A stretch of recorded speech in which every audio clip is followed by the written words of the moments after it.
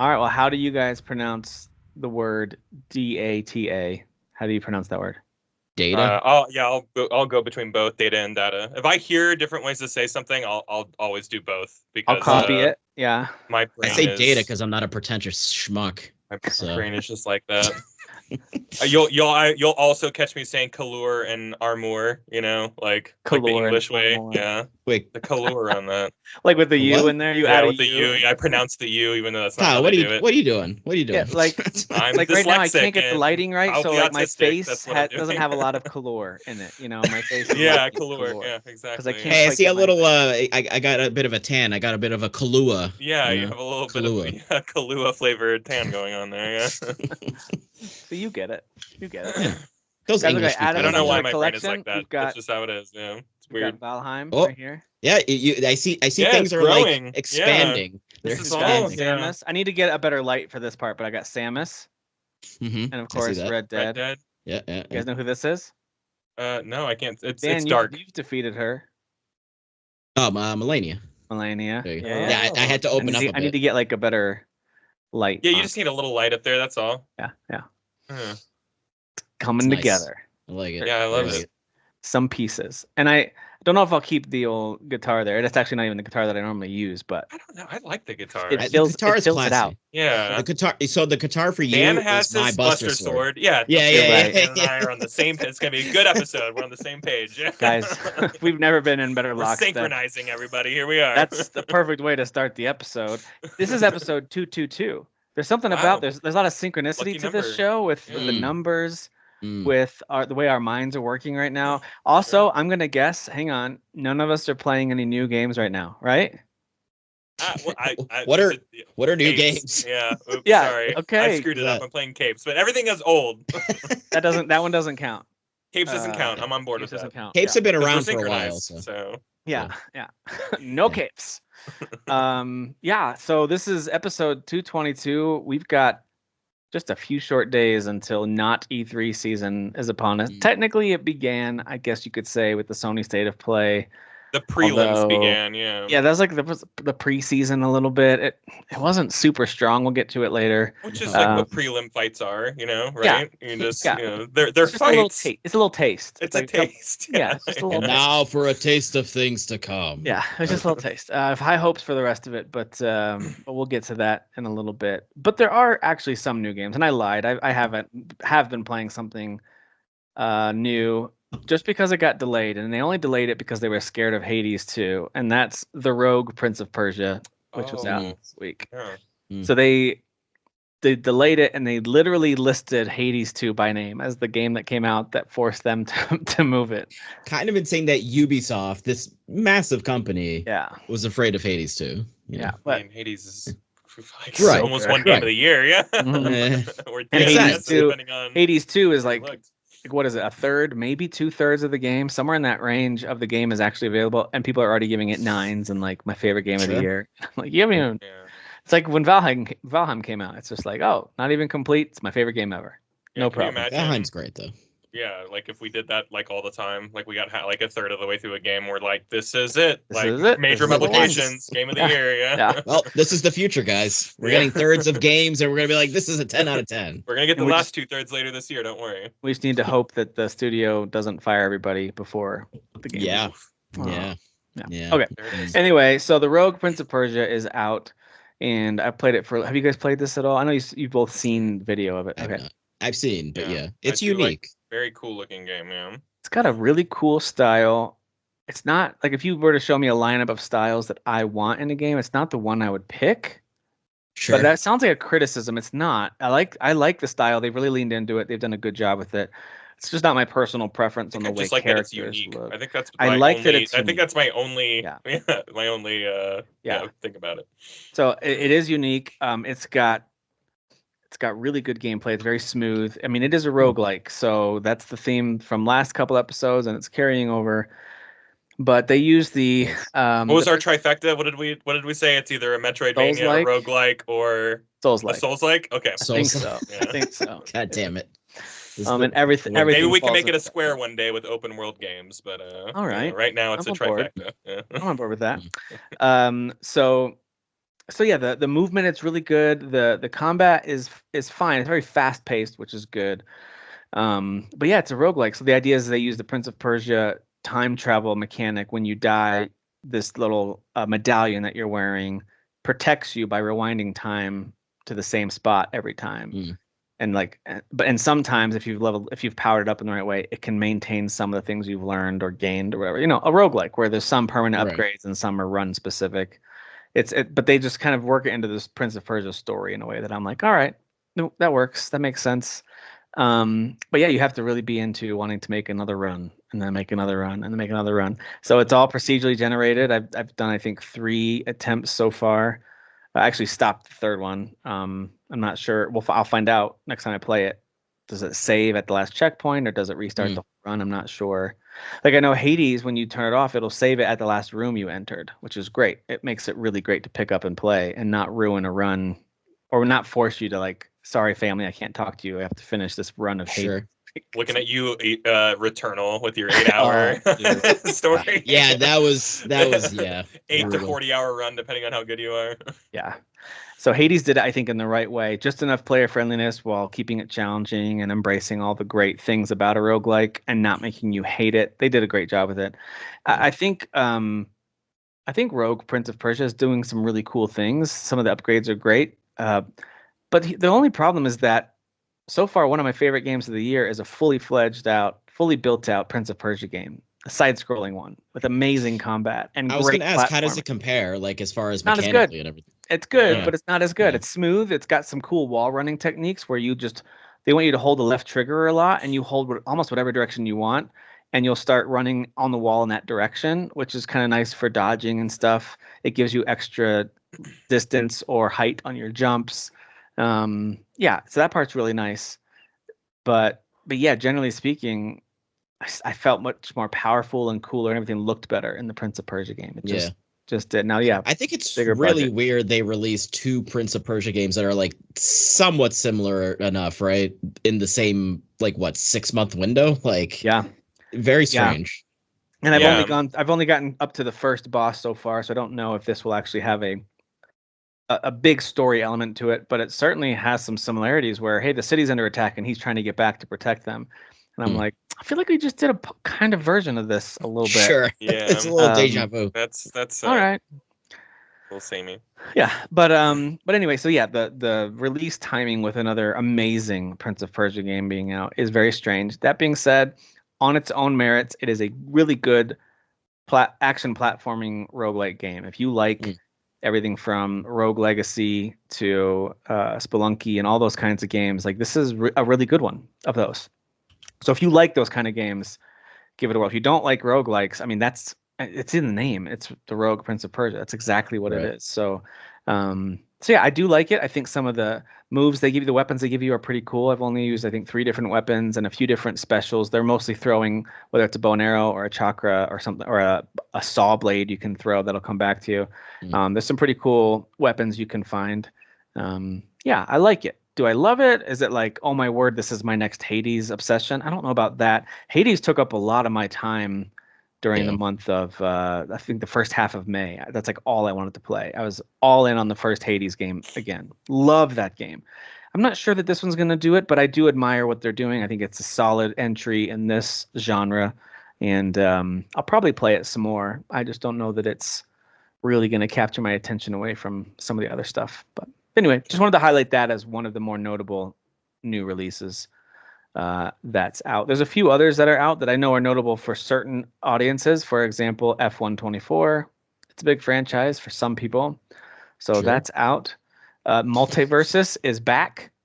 And not only is it back, but people are like, it seems like it's almost totally forgiven again. It had like 120,000 concurrent users like right away just on Steam. So like, it is fun. Yeah, I did not like the last year's version of it, like at all. And something clicked. They didn't change anything. Something clicked this year. I don't know if I'll keep playing it. It's way too like free to play. You know what I mean? Like, it's like that kart game that came out that Derek and I liked last year. Oh, the great Disney kart one? Game. Yeah, great kart game. I really liked all the IP and really liked playing it. But the second like the UI became convoluted, which was immediately, and the second that like figuring out the path to grind to something like started showcasing itself was out. And that's, I'm kind of feeling. Dude, Kyle, you and I are so on the same wavelength with that, because I was like, this game's pretty fun. It's not quite as good as Mario Kart, but it's really serviceable and it's fun, and characters and the visuals are really pretty. And I did the exact same thing. All the screens and currencies started to pop up and describe themselves, and I was like, I don't want to earn gems. I'm out of here. Like it's like, you know, you have to like figure out how to unlock like a character or a racer in that game. It's the same thing with this. They're like, hey, they dangle Agent Smith in front of you, and like, I love the Matrix, so I'm like, I want him. So I like click onto his character, and like it tells you kind of what you need to do, but like I don't understand at all like what exactly I need to be doing to like unlock what you need to do is spend like tens of hours, you know, unlocking or spend $40 to get 15 character tokens or whatever, you know? I don't mind unlocking things with time. I don't either. But if it's there fun. Needs to be it needs to be Smash Brothers. I mean, you're already ripping it off. Just rip off everything about it. Smash Brothers and Mario Kart's unlocks were fantastic. Yeah, very similar. Yeah, Nintendo really has that nailed down. Every race that you finished, it felt, especially if it was the first time you did that circuit or that CC level in that circuit, then you would unlock something, even if it was like just a new set of wheels or something. Right.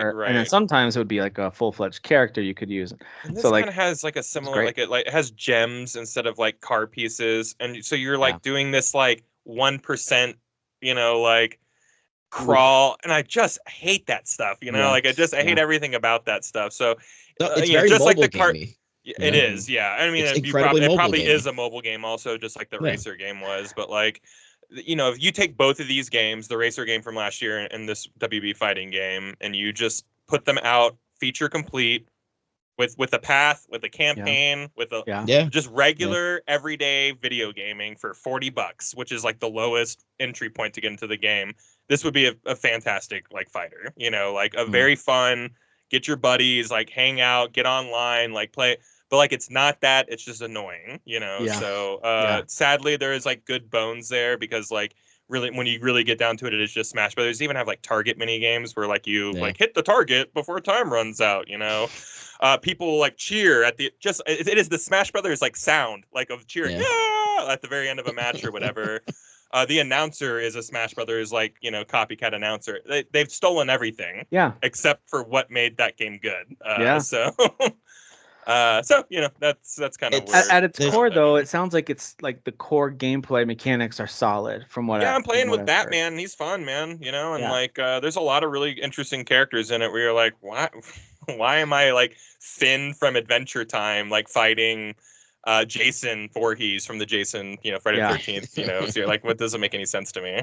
I've heard this conversation a lot these days around these games, these live service games, like all being bad, and that's where I default to. But I was listening to, you know, of course, super popular streamer Asmongold talk about his opinion on this, and I really agree with him, where he said, hey, live service games aren't all bad by default. The game itself just has to be good. And if it's a bad game and they're still like asking you for money, then it's a problem. But I think I agree with that. I agree with that too. Like, I said when Helldivers 2 came out earlier, I was like, live service game is not a bad word. Just there's a lot of bad examples. It needs to be good. Just make the game good. Here's a good example of a really good game that everyone got behind, and I know it had like its ups and downs, so like the Sony login stuff and lots of like review bombing and stuff like that. But like that game is still holding on strong, and it's got a huge player base because it's a good game, you know. Well, without gotcha mechanics, without like just menus upon menus of advertisements and buy this and buy gems and and just like it's just nauseating to look at. But once you get into a fight, it's very cool. Like the music is really good. Like you're fighting in the Batcave, you're fighting like right next to the Iron Throne or whatever, you know. Like it looks cool, and I like the blend of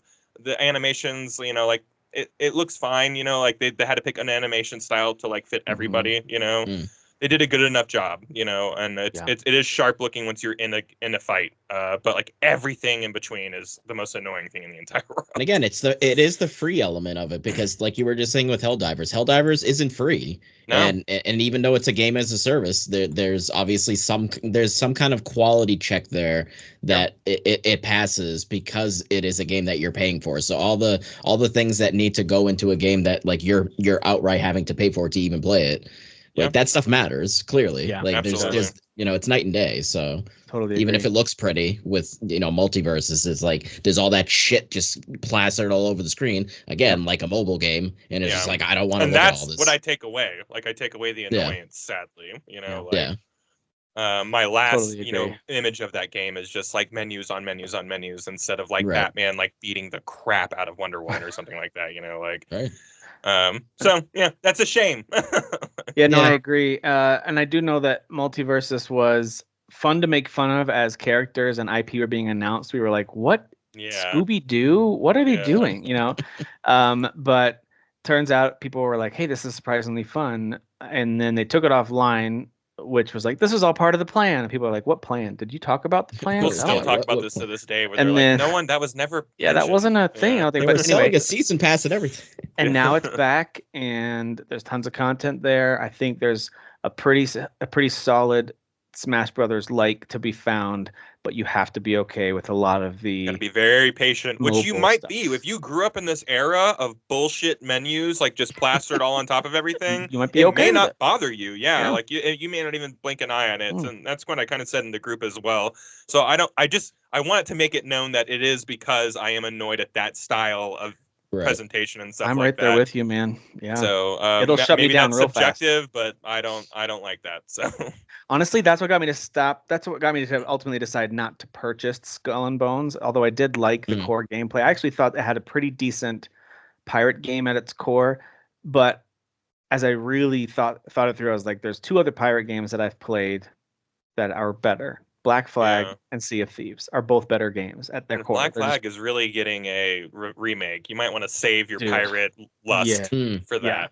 So not only that, but then also it has a lot of what you're describing, where it's like spend this currency to get that thing and upgrade. I cannot believe a $70 Ubisoft game is like that. Like that's crazy to me. That's an exception to the rule, right? They kind of always have been though, right? Like all Assassin's Creed are like, hey, you should buy this pack of like rare gems or whatever.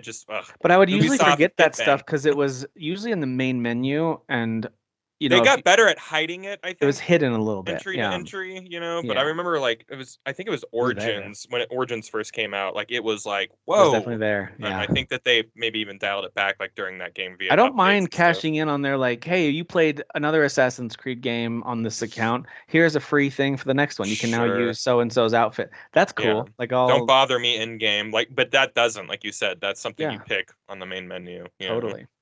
So Multiversus is out. So there you go. Horizon Chase 2. I remember playing the first one a little bit when it was free on Epic Games Store. It's like a arcade racer, kind of old school. Oh, I have this on Steam Deck. Yeah, this is cool. Pretty fun little game. It reminds me a lot of like not back to Atari all the way, but maybe Nintendo, Super Nintendo era, racing game. Not quite N64 level, in my opinion. Like maybe it is like Cruisin' USA. A little bit, a little more pixely version of Cruisin' USA. Right. Yeah. So yeah, Horizon Chase 2 is out. Good times with the arcadey racing. By the way, whenever the few times a year that I do go to an arcade, I do like playing a good arcade racer, sitting down in the seat with the gas pedal and the steering wheel, and just we played a lot of those when we went to the arcade. Yeah, it was fun. Like they're just fun. I think we specifically played Cruisin'. I think we played one of the weird Cruisin' one games. was. Yeah, absolutely. Dude, the Cruisin', and like if you know some of the little secrets, like if you double tap the pedal, you do like a boost. Oh yeah, in Cruisin' USA. If you double tap the pedal, like I think when you're in air, you'll like flip. Yeah, you do like a flip too. Yeah, so you do a boost and a flip. Yeah, it's pretty rad. That's awesome. Yeah, I spent a lot of time on Cruisin' USA on the N64. I love love Cruisin' USA. I love that game so much. I'm trying to think of what that game was, like where you're racing the car and like outrun or whatever, or when like you're. I don't know. There's a lot of really like where like you can like flip the car at the very end or whatever. A lot of classic racer games. I still remember playing on the N64 and feeling like it was these courses are huge and I'm exploring, and of course they're very linear and very small, but like back in the day it just had this feeling of like, oh, I'm along the coast of California, oh, I'm in the mountains of Colorado. Like I remember just like these different courses were awesome. I'm on the coast of Miami or whatever. In later entries, you started like going through tubes underwater and stuff like that, you know, and like it was always cool how like they just figured out ways to like make generic racing kind of back then in those old games. Like that's awesome. I'm waiting for that future, Kyle, like that actual future racing. Yeah, I would never drive through it. But yeah. You know how often that New York tunnel floods with people in it? Often. Sure. Too many times. The Hudson Tunnel or whatever the tunnel is, I forget what it is. I'm gonna go ahead and say it happens too often. I'm gonna say that. Yeah, that's right. And that's, Now you want tubes? Oh my god! All the tubes, Kyle. Another game that's out that looks pretty cool. It's called Aster Blade of the Monolith, and it's kind of an indie 3D action adventure game. I have not tried it. It reminds me a little bit of games like Blue Fire. I think it was Blue Fire that came out a couple years ago. Like kind of an indie 3D platforming action game with some. You know, you obviously have a sword. It's got Blade of the Monolith in the title. It looks pretty cool. There's currently like a deal where the developers from, remember Asterigos from last year, that kind of indie Souls like that was pretty fun. Derek liked it a lot. I thought it was pretty good. I thought it was pretty fun too. But that dev and this dev have teamed up for some sort of like combo deal or something on their games and Steam. Which is cool. I think more devs should do that, by the way. Cool. Especially when their games are kind of not only sound alike with their title, but like they have similarities in their look and feel. And anyway, so that game's out. It looks kind of fun. Umber Claw, which I think I've got a video coming out on our channel in the near future. I played the opening section of Umber Claw because it looked cool. It doesn't play so cool. Now, some people might like it. So if you play this and you love cats and you think this game is awesome, more power to you. But I did not think you love cats. I did not think it played that great. Like every time you get the concept is you're a cat who's separated from the owner, who's this little anime girl who's all sad, and you keep having these memories of your time just being this cute little cat. Now you're in like the afterlife and you're trying to work your way back, or the underworld or whatever it is. You're trying to get back. Every time you get hit, you have 9 lives, of course. So you can get hit up to 9 times. Each time you get a new power, and you can select what power you want. But you also become less cat-like and more like a demon human type of a thing. You start to get bigger and start to get armor on and stuff, and so the game gets easier, but then you have to decide, do you want to embrace this full like demon Umbra side, or do you want to go back to your cat, revert to your cat form? I assume it has to do with how the story or ending probably plays out. So I thought parts of it were cool, especially when I get really powered up. After I got hit a few times, I got to the point where I looked like this really awesome cat warrior that's like standing on its hind legs and like holding a sword and stuff. Like I looked awesome. But the game itself just didn't feel that great to play. It felt off. And I think sometimes you get that with these smaller indie games where they don't quite capture the right feeling of something. But I do think it's cool. It's got an interesting art style. So if you really like cats and that intrigues you, go give it a look.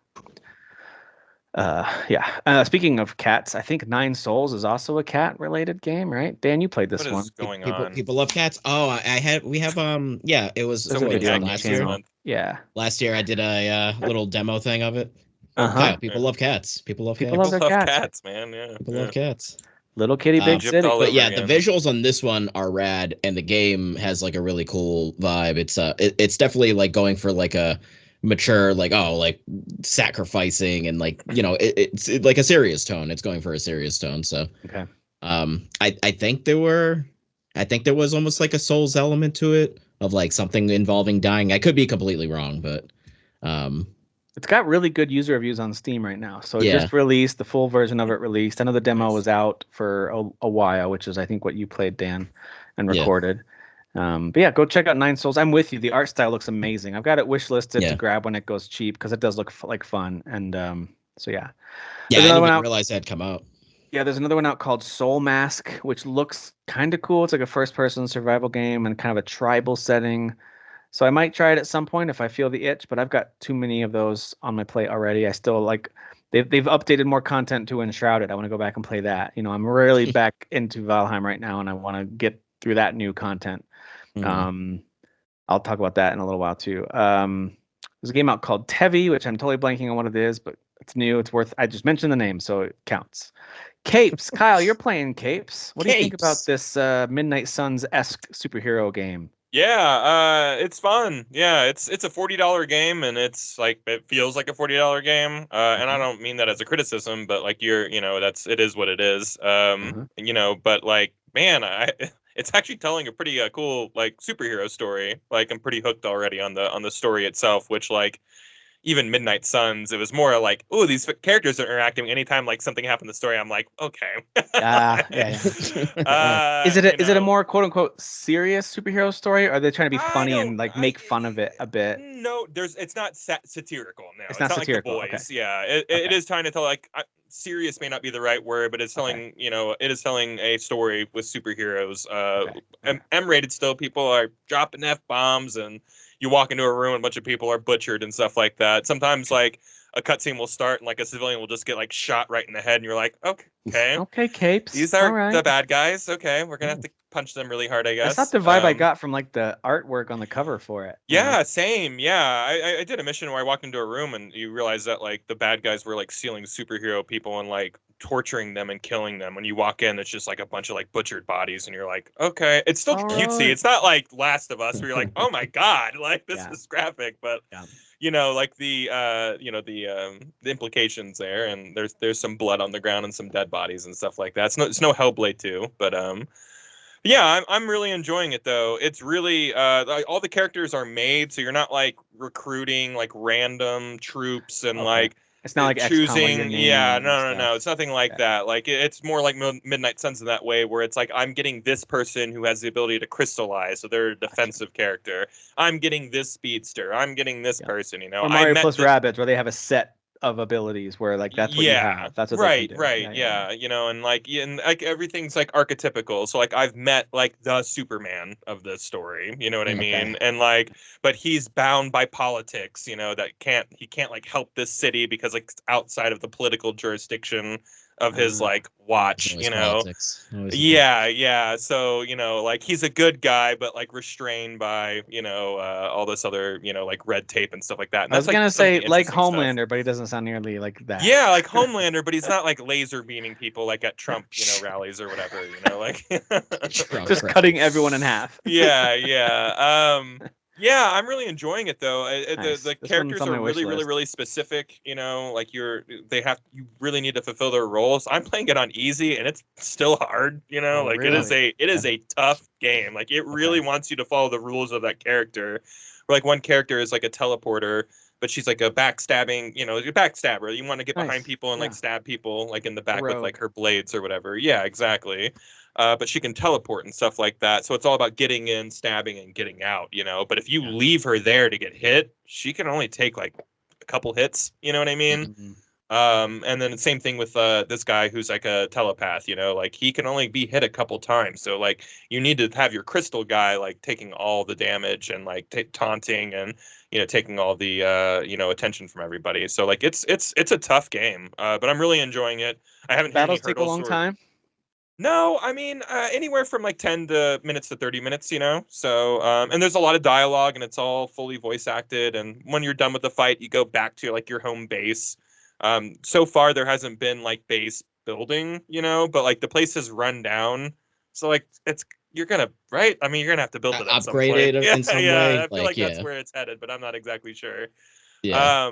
But you do like have conversations, kind of like you're back on the Normandy, so you have to go talk to everybody in Mass Effect. Like one of those situations. You're not walking around, but you're choosing dialogue options from like a menu or a dossier, and you're doing all your upgrading, by taking points that you earn from battle and upgrading through skill trees and everything like that. So it's all there. It's a really good tactical game, but like it really wants you to play within its very strict rules, and that's gonna be a deal breaker or not for people. I think people who are really into tactical games are really going to like it.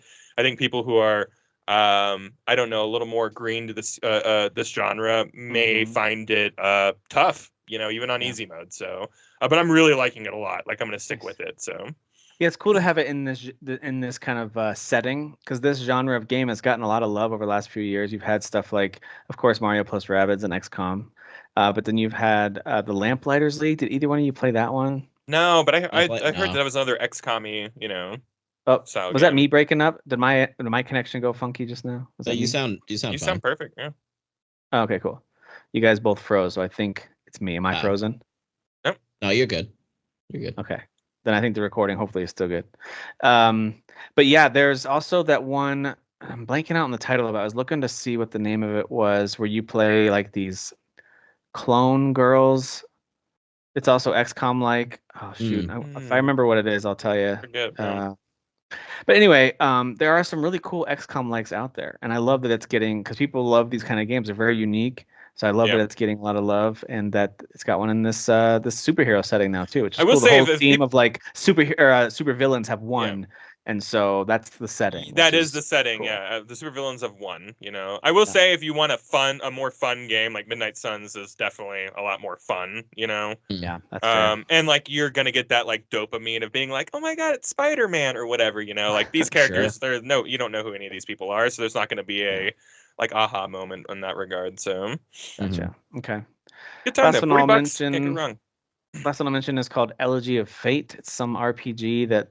It's like $10. I don't know if it's any good or not, but that was out this week as well. Figured I'd jot it down. Anyway, it looks very colorful. It just doesn't necessarily look super high quality, but it looks very colorful. So I'll give it that. Anyway, all right. So there you go. Not a ton of new stuff that we're spending a lot of time on. Rogue Prince of Persia, Capes, both pretty cool. Nine Souls sounds like it's worth a look if you're into that kind of game. And same with Multiversus. If you can swim your way through all the mobile-like, live service-like menus, you might find a decent Smash Bros. Clone in there that you can enjoy. So there you go. But there are other games coming out in June that I thought we could spend a couple minutes talking through together in our June gaming preview for 2024. Actually, not a ton of heavy hitters, but some interesting updates to major games, actually like 3 or 4 major DLC or expansions coming out to some major games. And then I think we always have to just know that there's something that's going to shadow drop, and it might not be anything significant, but something will be like, and it's out today. It could be like a significant port of something, but I have a feeling during Summer Game Fest we'll get some sort of shadow drop that's available today. It's now on Game Pass or whatever, but maybe not. Maybe it'll be pretty bland in that realm, but I know that all of them like to have at least something like that, even if it's a port. Like, hey, we brought Stray to the Switch. Jeff Keighley's, I think, big into shadow drop, so I think you'll get one. Maybe it's a mobile game, but yeah, or it could be something that we've heard about and has gone quiet. You've always got or like DLC for something, or DLC for something, or you've always got like your Hollow Knight Silk Songs and your Little Devil Inside in these games that like they'll surface and then they'll disappear again, and it's like, are they gonna just like when they finally say something again, is it gonna just? You said the words, Tim. You said Little Devil Inside. I know. I'm so sorry. I activated Dan. It's not a real game. It's real. It's so real. You know what? Maybe they canceled it because everyone said the game was racist because of those villagers running around or whatever. Maybe that's what it is. Maybe that's what's taking them so long. Yeah. No, that was the thing. There's these in like whatever one of the trailers was. There's like these tribal like characters running after you or whatever, and people threw a fit because like they were tribal and the hair was that's like, super easy. Just make them all white and then no one will care. You know what I mean? Sure. Like, just fine. Everyone is white. Yeah. No one will care. What a world we live in. I know, it's so fun. All right. Well, the first thing I wanted to highlight is what I believe is a pretty major expansion, but I could have misread it. The Gold Road, the expansion for the Elder Scrolls Online, hits this week. So dude, that's on the third. Like you have it right in here. Consoles later this month, we'll all be playing it. But yeah, like this in a couple days, like when this podcast comes out a day later, you can play Gold. You can play Gold Road, and it is a big expansion. Every year this time of year, I always get back into this stupid game and its dumb gravitational pull. So yeah, it's Elder Scrolls. I mean, Elder Scrolls gotta get Online, that lore, man. baby. Yeah, that's right. Yep. So that'll be on PC on the 3rd, and then on 22nd it'll hit consoles. That expansion. Speaking of expansions, Destiny 2: The Final Shape is arriving on the 4th.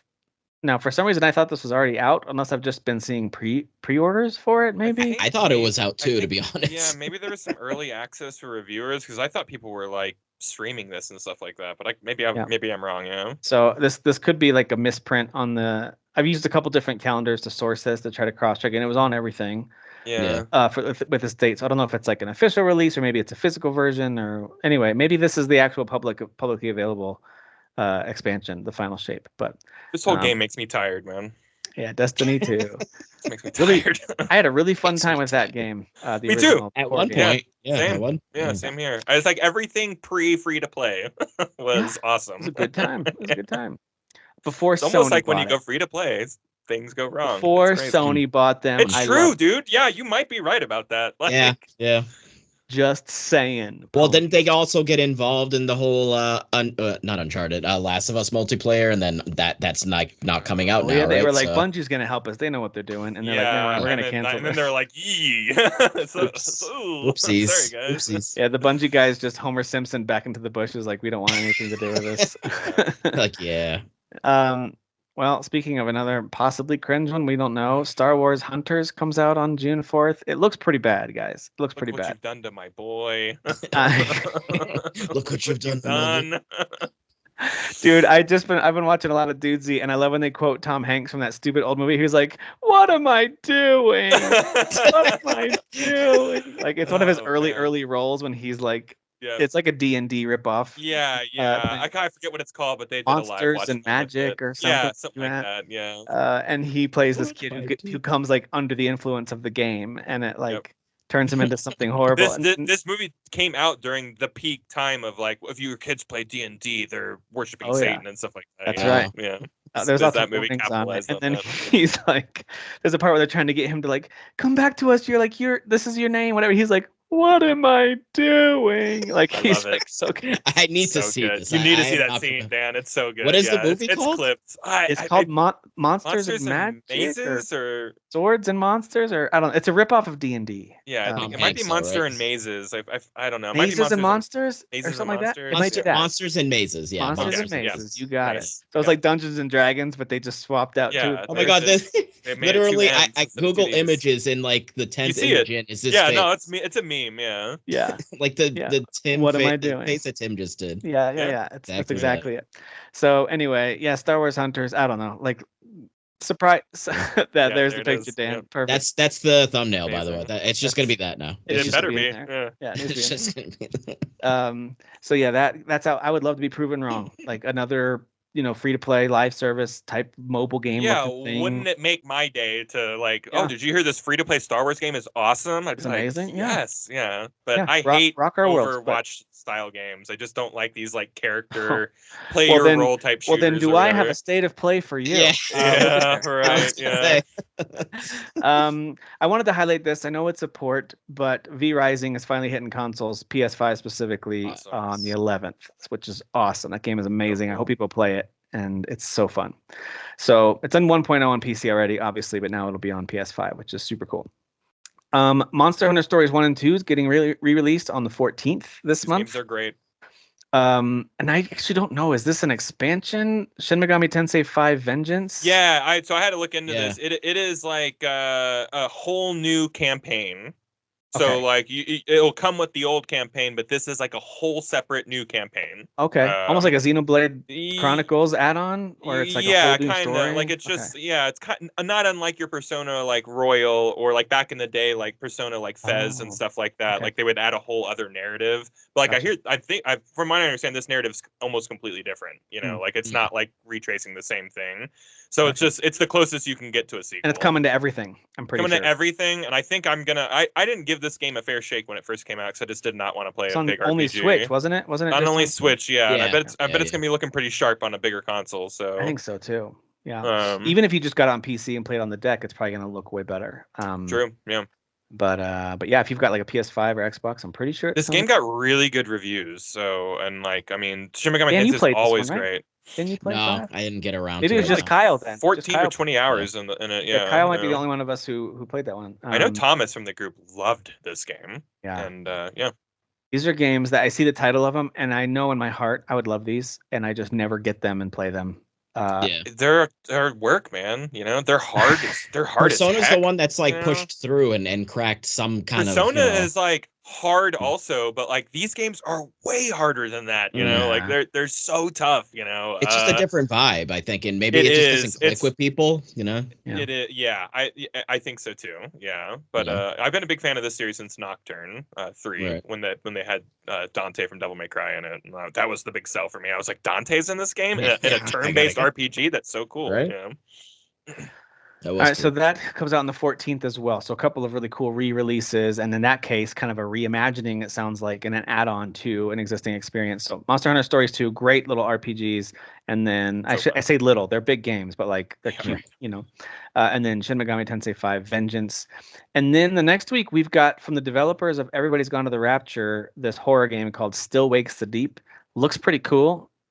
Survival horror game. I recommend checking out the trailer for it. I do think it looks cool, and if nothing else, the key art, like the poster for it, really well designed. Like I love the design of the silhouette with the stuff. Like it's just it kind of grabs your attention when you're looking through, like especially the Steam upcoming games or PlayStation upcoming games, and you see all these little thumbnails of all these games. Certain ones pull your eye, and this is one of those ones that makes you do a double take. Like, what is that one?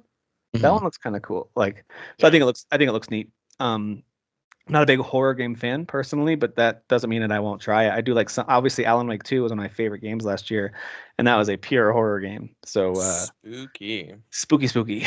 All right, and then I wanted to highlight this game called Rusted Moss. It's already out on PC. I had not heard of it before, but it looks really cool. It's got this great pixelated art style, but it's a twin stick side-scrolling game, and it looks really fast-paced with lots of guns that you shoot, like not quite Contra, but somewhat close to a Contra type experience, and yet you're using a grapple hook, like Bionic Commando style. So it looks really cool. I like the art style of it. The kind of cover shot looks like anime, but then when you get to the gameplay, it's much more like super sharp, pixelated animation. So I think it looks pretty fun. I'm curious about this. I do like the pixel style of it. Yeah. Me too. It's like that detailed but pixely look that I think all of us really enjoy. And it looks a little grittier because it's a lot of like greens and browns and yellows. Yeah. It seems like a gritty world. Like it's already out on PC. So I added it to my wish list for when it goes cheap. It'll be on consoles on the 20th. Alongside a game I just downloaded the demo for, and I will try sometime this weekend, called Aska, Aska. Oh yeah, I like this trailer. Oh, yeah. The trailer looks great. I put the next Valheim beside it because it is like kind of this Viking theme. A lot of building, a lot of teaming up with up to 4 players in this case, taking down big old monsters, exploring, collecting resources, upgrading your village, town, whatever. And the 2 games that compared it to that I've played, of course, are Valheim and Enshrouded. So I was like, huh? You may like. Yeah. So you have my attention. I'm curious about this one. There's a demo for it, so I'm gonna try it out and see if it has has the right vibe. So I'll give that one a try. Yeah, go give it a look. So that's on the 20th as well. On the 21st, we've got Elden Ring: Shadow of the Erd Tree. Some people are excited about this one, I guess, or whatever. What kind of people? Losers. Second place finishers in Game of the Year awards. I can tell you that right now. So this is, of course, highly anticipated. It's in all intents and purposes the only thing that FromSoft is planning on doing to add on to Elden Ring, outside of the other updates they've done, some little quality of life improvements they've done over time.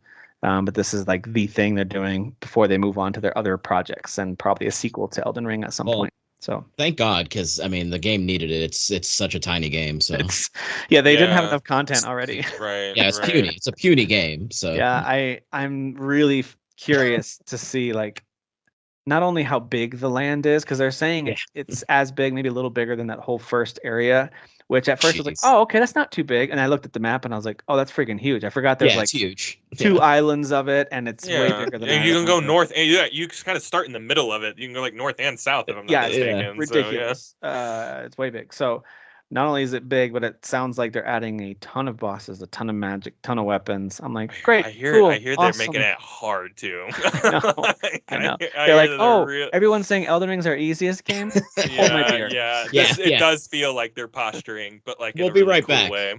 This could be where I come back going, guys, I hate this game. It's too hard. I used to like it, and too hard. This is the Sekiro of their new games, and I don't like it. I'm very excited. I have a very over-leveled character, knowing that I'm going to have trouble in some of this stuff, and I have no problems. I never play online, so I never do the PvP stuff where you have to be at like a 150 level cap. They bring you back to 150. So I'm like in the low 200s. I don't care. I don't care. I'm going to keep him there, and I don't care. I'll be over leveled. Doesn't bother me. I'm too old to like, let me just meet the challenge. No, shut up. I'm gonna play. Same. That stuff drives me crazy, especially with streaming. Like there are streamers that like love to just struggle in turn-based games, and it's like, but then they'll like complain about it too, like while that's the thing I don't understand is the complaining when you chose. You're not leveling up, like go grind for a little bit. Right. Like stop banging your head against the wall. Like make a solution here. There's a difference between challenge and then just like you're not the appropriate level. And grinding, older. I imagine when you're streaming, grinding's a really good time to like interact with like the community and stuff like that too. Like it gives you a second to like but while just you're chill just like and focus on them, passing through buttons, you can like call out people and ask questions, or even like I've like on a couple of them been like, hey, listen, I'm just gonna like do a little grinding like off stream, and people don't actually care, but sure, it both work too, but anyway, I digress. Well, then June wraps up. There's other games too. A lot of them I just didn't recognize the titles of, so sorry if there's something there that I missed. There's a lot of other games coming out, tons of little small games too. But the two major ones that are of note to wrap up the month are both Nintendo exclusives. Super Monkey Ball Banana Rumble, which is actually a new entry in that series. Nice. So that's coming to the Switch. And then Luigi's Mansion 2 HD 5 days later. Interesting that they have those back to back like that. Mm-hmm. But of all of those, Luigi's Mansion 2 is the one that I'm like, ooh, I might get. I loved 3 so much, and I really enjoyed playing the Dark Moon one on the 3DS. I've never played any of these. That makes me so I never mad. played I think I'd like them. I think I'd like. These. None of them, Kyle. None of them. No, I've never played. You would enjoy. I think 3 is the best one because it's just 3's like peak Luigi's Mansion. Okay. Yeah, it just feels the best to play, and it's just really it's beautiful too. I remember it looking really sharp. I'm shocked when I see the ugliness of some games on the Switch. I'm like, what happened?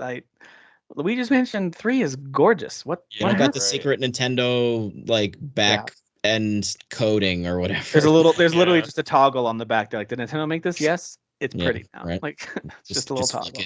Yeah, you just flick it. Yeah. I grew up playing Super Monkey Ball like on like GameCube and stuff like that. But like talk about a series that I had fun with then, but like never think about going back to like as an adult or anything like that. Sure. So I feel like I played a Wii one. Was there one like a motion controlled Wii one? There had to have been. There was.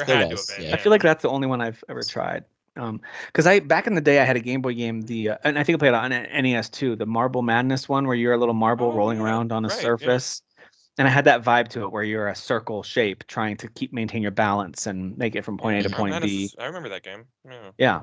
So I do enjoy that concept. A little bit of platforming, puzzle, some action elements to it. Yeah, it's very, very wholesome type of games. But dude, Luigi's Mansion, I never would have guessed that, hey, creating like a little kid spoof version of Ghostbusters starring Luigi who's looking for his missing brother Mario would be a franchise that I get excited about. I never would have guessed it, but yeah, because I never did play the first one. I never did play that one. I didn't either until I met my wife, and then she basically my wife and she was subtly, like, my bad. Yeah, it's just I'm never gonna do it subtly. It's just never gonna happen. But like she was at the end of the game, so like we have like because I had traded my GameCube I think a while back, so we have her GameCube and her copy of Luigi's Mansion. Nice. And she was like stuck at the end of the game. Her and her sister had just never beaten it, and she's just like, let's pop it in and try to beat it, and like she was trying to do it and wasn't succeeding. And this was my very first time like even picking up the game. It was the last fight of the game, and I beat it first try. So nice. Wow, MLG over here. Yeah, you're like, listen, I beat Sekiro, babe. Give me this. Yeah, right. Don't worry, I got this, babe. I got this. I beat Returnal. I beat Sekiro. Games are a joke to me. Okay. I cackled.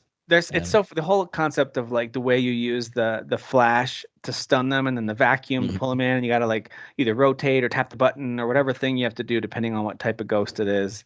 Yeah. And then even just the way that the environment reacts to the vacuum, they've gotten so creative with these little touches of especially.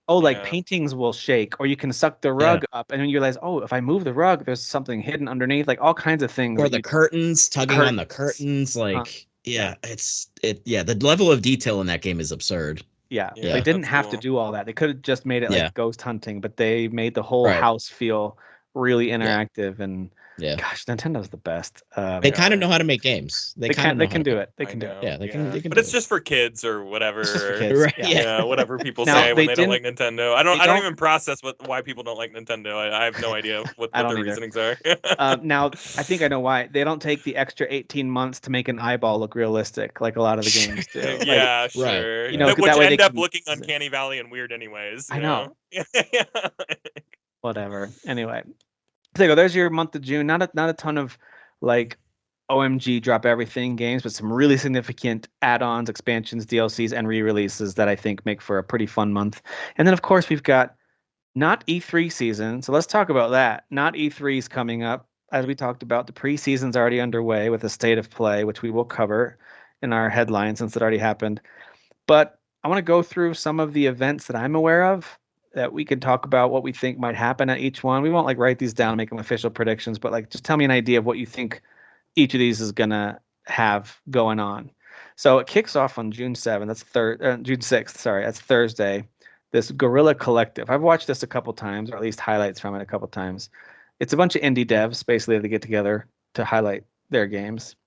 The only prediction I could put together for this in my mind, as I was just thinking about this like an hour ago or 2 hours ago, was I think there's going to be some indie game that involves making coffee.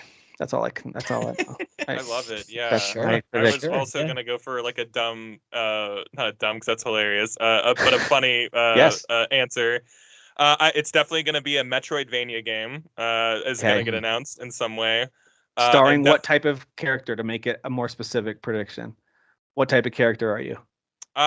You are a I don't know, a demon hunter. Okay, demon hunter. Yeah, got it. Right. And there's definitely going to be a game about cooking, which is kind of like your coffee guess. So there will. Maybe just put the other one in the books for me. Yeah. I got one. I got one for you. All right. Mm-hmm. I'm gonna take all these ideas. I'm gonna just combine them into like a blender here. Okay. It's gonna be a Metroidvania style game where you're playing as a cat. Okay. That's already right. He's already right. Yeah. And you're going out to get ingredients. You're fighting monsters that give you ingredients. Yep. To help you run your coffee shop. Oh my god! Or at least your cafe, right? If it's not a coffee. Yeah, your cat. Yeah, your cat. All there. Yeah. You geniusly stitched it all together. Now, if that doesn't happen, that's a free idea. You're welcome. It's called Cat Cafania. I don't. Cat Cafania. There's a lot of ingredients in what you just pitched that I don't like, but I would play this game. I would. Yeah. It sounds like actually, a decent idea. Yeah. So yeah, that'll be interesting. There's almost always like, I'm like, not for me. Oh my gosh, what is that one? Let me wish list that one. What was that one called? There's almost always one or two. I do like watching this showcase a lot. Me too. I think it's like the 5th year they've done it, and I've enjoyed it the last few years. And then the next day, June 7th, that's when the big boys kick things off with Summer Game Fest, hosted by Jeff Keighley. I am curious, like, since the last time we saw Jeff on stage in front of everybody, a lot has happened. The industry has just been rocked, and I think he's gonna talk about it right at the top of the show. I wonder if it's gonna be like a general, like, hey, it's been a tough time, and we just want to celebrate games now, or if he's gonna like get it together. You guys suck. Like, I don't know. Like, I think Keighley never goes that route. I don't think he'll burn Brit. Yeah, I as much as I want him to. Because he would be the guy to do it, and I think he could get some traction off of it. I think he's afraid to because he doesn't want to lose any funding, Yeah. Right, yeah. I think he does bring it up right away and like maybe even does something as corny as like a moment of silence or something like that, something adjacent to it, and then you never bring it up ever again. And then jump in. If he lets Joseph Farnes, the No Way Out guy, come in and do something, just let him go untethered. Dude, if he just is the smoking gun, he just comes out and he's like, listen, all you fucking idiots. And just like flips off the camera. Easy way, And when Jeff comes back, he's like, "Whoa, he does not speak for all of us," Like he just does a little damage control and then goes into it. He's like, "What's with that guy, huh?" Yeah, that's kind of wild. Anyways, y'all ready for some games? Weird that everything he said was on the teleprompter that I wrote. That's strange. Yeah, right. Well, I think he needs to maybe even speak to. I mean, he probably won't, but he should, because the last event that he had, everybody was like, "Dude, what is your deal? Like, you're telling all these people to wrap it up, but then like you're on stage with Kojima for like an hour, like." So there was that thing too. Actually, all all of that math makes sense to me, Dan. Be on stage with Kojima for an hour. Sure. Shut up. No, I agree. I think that was a big pushback for Jeff, and I feel like, which this I don't think is going to feed into any of that, but I feel like next Game Award season we're going to see that rectified because he got a lot of crap for that. Rightfully so too. I mean, I mean, it's not him. People coordinate this show, but I think he fixes that. All right, so as far as like games getting announced, we already know there's heavy rumors for the next BioShock game or something from that studio because they're talking about the next entry in a beloved franchise, and a lot of people are thinking it's BioShock 4 or the next BioShock. If it was BioShock. And then of course people are expecting some sort of Death Stranding 2 new trailer, mention Kojima something. But other than kind of the obvious or major rumors like those things, anything you guys think that will either be revealed or like maybe something that's been announced that we'll finally see a bit of? Like, what do you think we're going to see? Maybe we see the Wonder Woman game finally. Wonder Woman game. Remind me who's making that one? The people who did the Shadow of War, the Shadow of Mordor team. Yeah. Oh, I want another one of those games. I don't care about Wonder. I know. I don't want it to be Wonder. Yeah, it's so dumb. Yeah, sorry. Yeah, maybe it'll be cool. Sorry. I do want another Lord of the. I like Lord of the Rings way more than I like Wonder Woman. Lord of the Rings is pretty rad. I like Lord of the Rings way more than any of the DC stuff, except for Batman. Might be the only exception, but any of the overall DC stuff I don't care about. But yeah, all right, yeah, Wonder Woman. That's a good prediction. I think we might see that. Yeah, I don't know. I feel like we're not going to get a lot of big reveals, but I hope we get check-ins on stuff we've seen before. What do you think, Dan? What do you think we'll see? I'll throw in a big reveal. I'm trying to think, I'm trying to think, and I don't know if you guys remember. Was there anything that was like shocking, like at least one thing last year? I can't remember. Summer Game Fest. I think there was. Maybe I'll look it up. I don't remember though. Was Square there? I can't remember if Square Enix Final was Fantasy. There. Yeah, I mean that's what I was trying to think because I was trying to go the route. I remember didn't they tease Final Fantasy last year? Oh, but then it like showed up later in the show. I thought. Maybe. Remember he was like speaking of Final Fantasy, and there was really that little. Excited. Or was that the year before? I can't keep it in my head. Sorry. I know I can't either. But basically, I was trying. I don't think it'll be Nintendo. They're not showing up, and the last couple of years they've done a direct a week or two afterwards. So I think we'll get a late June direct probably. But I'm gonna throw this at you. Kingdom Hearts 4. We get another actual something. We get something. Kingdom Hearts 4. Just there you go. Boom. That's the big thing. We didn't see a Square thing from Sony because I think they're trying to distance that relationship by being more multi-platform. I think you could see something Square here. Yeah, and it makes sense. Kingdom Hearts would be it, right? Like, what else would they be working on? So they did give us the first trailer for Rebirth and the release window of early 2025. It's the first time. That's pretty big. Yeah, that's a big reveal. And we got the release date for Spider-Man 2. Yeah. Big. We got the reveal for Prince of Persia: Lost Crown. Yeah, I remember. Okay. Gameplay for Mortal Kombat 1, which had already been announced a little bit before. Do you remember they did like their own separate announcement for MK1, and then they kind of showed more. They had the what's his name, the creator, come out and talk a little bit. Ed Boon. Ed Boon came out. Boon. Sonic Superstars, some Fortnite stuff. Alan Wake 2 got a bunch of gameplay reveal. It had been announced, but like we really got to see a bunch of it. Yeah, I remember being pumped about that. Yeah. Like a Dragon Gaiden. The man who erased his name got a release date. I guess it was already known, but it got a release date. Speaking of Dragon. Yeah. Dragon Age 4. Yeah, that's Dragon Age. Do you actually think so for real? I think that they said that they were going to announce this in like their own thing though. But maybe this is what they meant. Dragon Age 4, and then you start. Hold on, you start with Dragon Age 4, and you end with Kingdom Hearts 4. The 4 and the 4. Yeah. That would be a huge year for me. You could announce nothing else, and if those two things show up, I'd be like, this was pretty freaking great, Last year, Don't Nod announced Banishers: Ghost of New Eden, which of course is one of my favorite experiences so far this year. Yeah. They a little bit deeper dive on some of the characters in Baldur's Gate 3. I'm just looking through the highlights from last year real quick. Yeah. Call of Duty, Path of Exile 2 got some more gameplay revealed, which by the way, that game is looking amazing. I've been watching some recent stuff on it. Path of Exile 2 looks so good. People are obsessed with that first one. So if the second one, quality-wise, is consistent. It's a free-to-play game too, right? Am I right on that? Yeah. It's free-to-play Diablo. Like they figured it out, and people actually enjoy it. So they got something going on over there. We had Nicolas Cage added to Dead by Daylight. Oh my god. See, last year was perfect, guys. You know, last year was perfect. Remnant 2 got its release date revealed, which was like a month after. Oh, yeah. That was one of my favorite games last year. Yep. Not seeing a whole lot of. Oh, Lisvanga Time Warrior was announced. That's a fun game. Yeah, glancing through. I feel like I'm pretty sure I think you have two good guesses, Dan. To be like, if you're talking, those are practical games that were told to us that were going to come out this year. Yeah. Maybe not Kingdom Hearts 4. I don't think that was promised, but like, I was just trying to think of like window. A big boy thing, and like I could be wrong, but I think Kingdom Hearts 4 is Square's next big thing. It has to be. What else would they be I feel like working that's other than the third part of Final Fantasy VII, whatever that will be, you know what I mean? But I feel like that's after Kingdom Hearts 4, but I don't know. Who knows? Yeah, maybe that beats Kingdom Hearts 4 out. Kingdom Hearts 4, Kingdom Hearts classically takes a lot of time, so I think and I know this is a stretch and it's probably just wishful thinking because I freaking love the Hogwarts game. We're about to get a major Hogwarts update this summer, a free one where they're going to add some quality of life stuff, which is cool, and some new content, some little bits here and there. Not a full-on expansion, but just like improvements to the game. And we've heard WB talk a lot about how they're doubling down into live service and multiplayer and all this kind of stuff. It's all very disheartening stuff. But I do think Hogwarts was the outlier of a single player action adventure RPG that like just blew up. I wouldn't be surprised if we get a sequel announced for Hogwarts Legacy.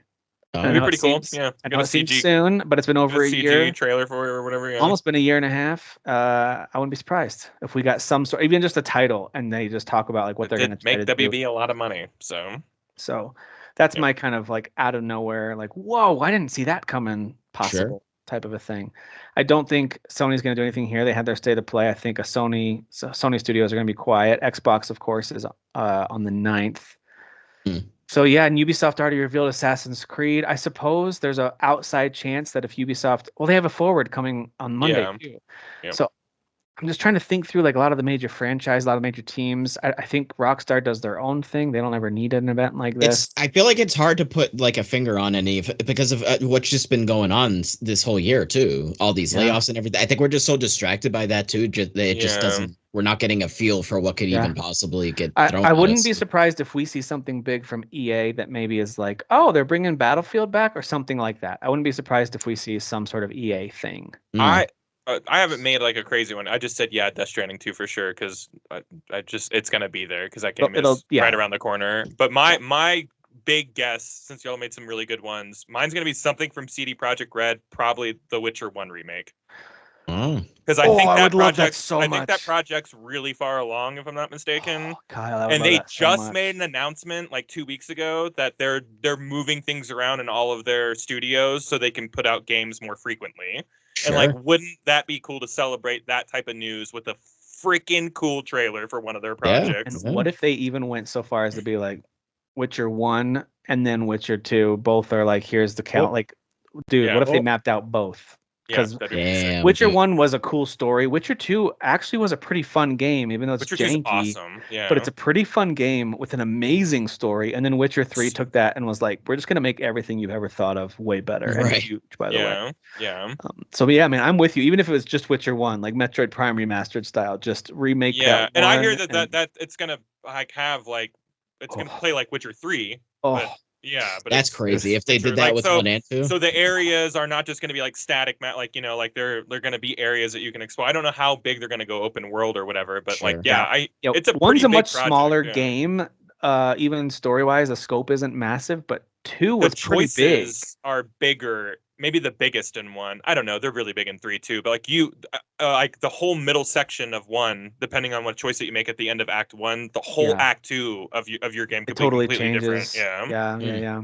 So like really, man, such good games. They're just the gameplay's old. The gameplay's just old. That's all. Yeah, it is a problematic game to play today. Yeah.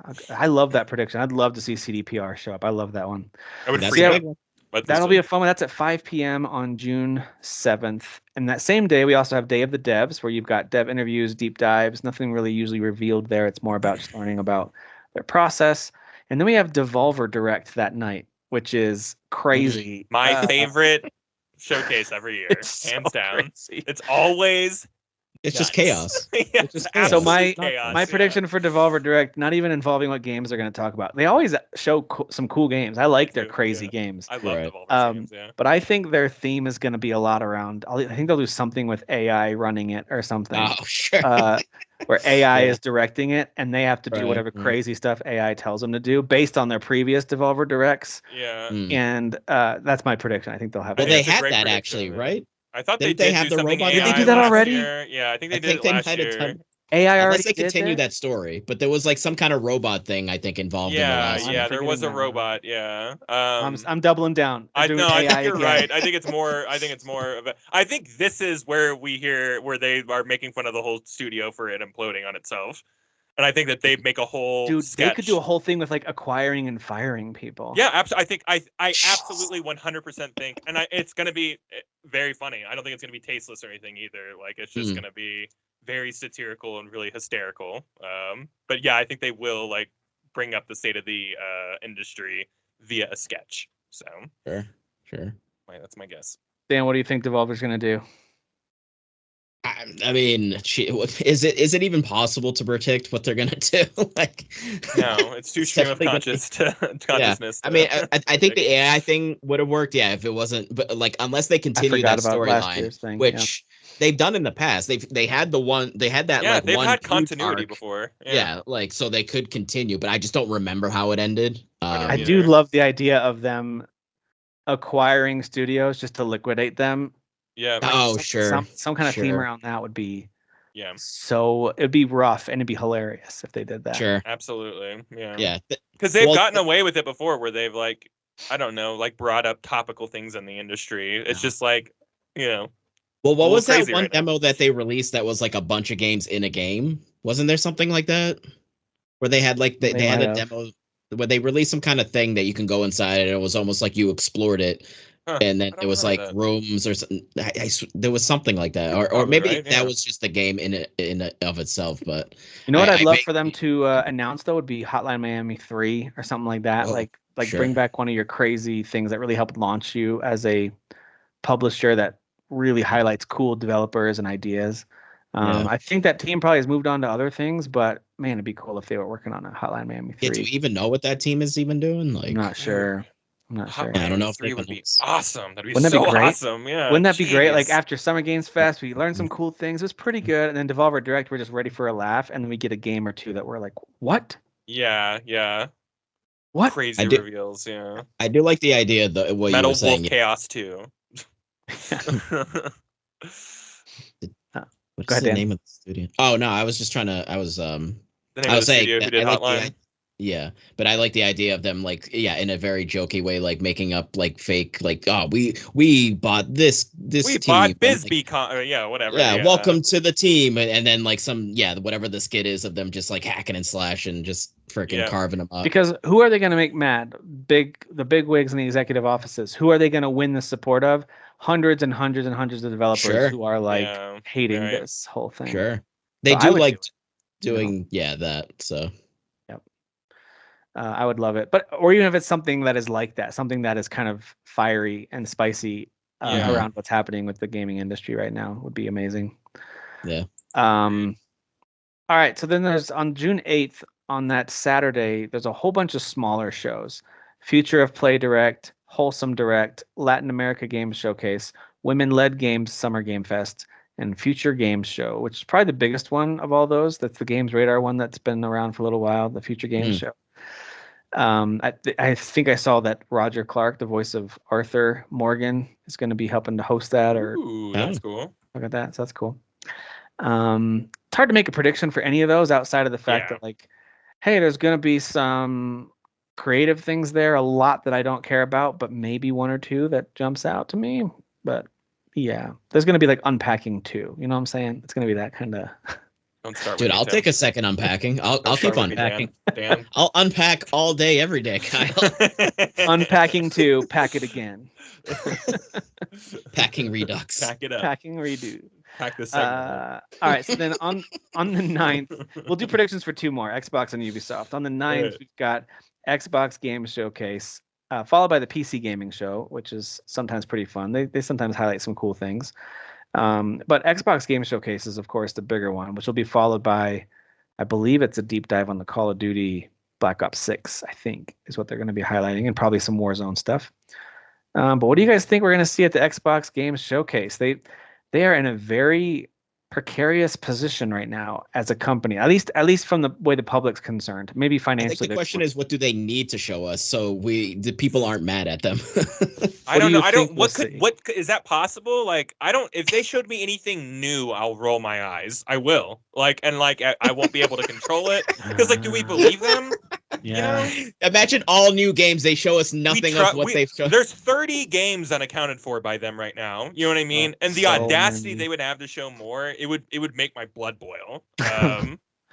So if they come out and they announce Fable, Forza Horizon 6, if they announce Gears of War, aren't they doing Fable? Who would be doing Forza Horizon? What if they announce Gears of War 6 and the new Halo game? And Kyle's like, "What is happening? Why are you announcing all these new projects?"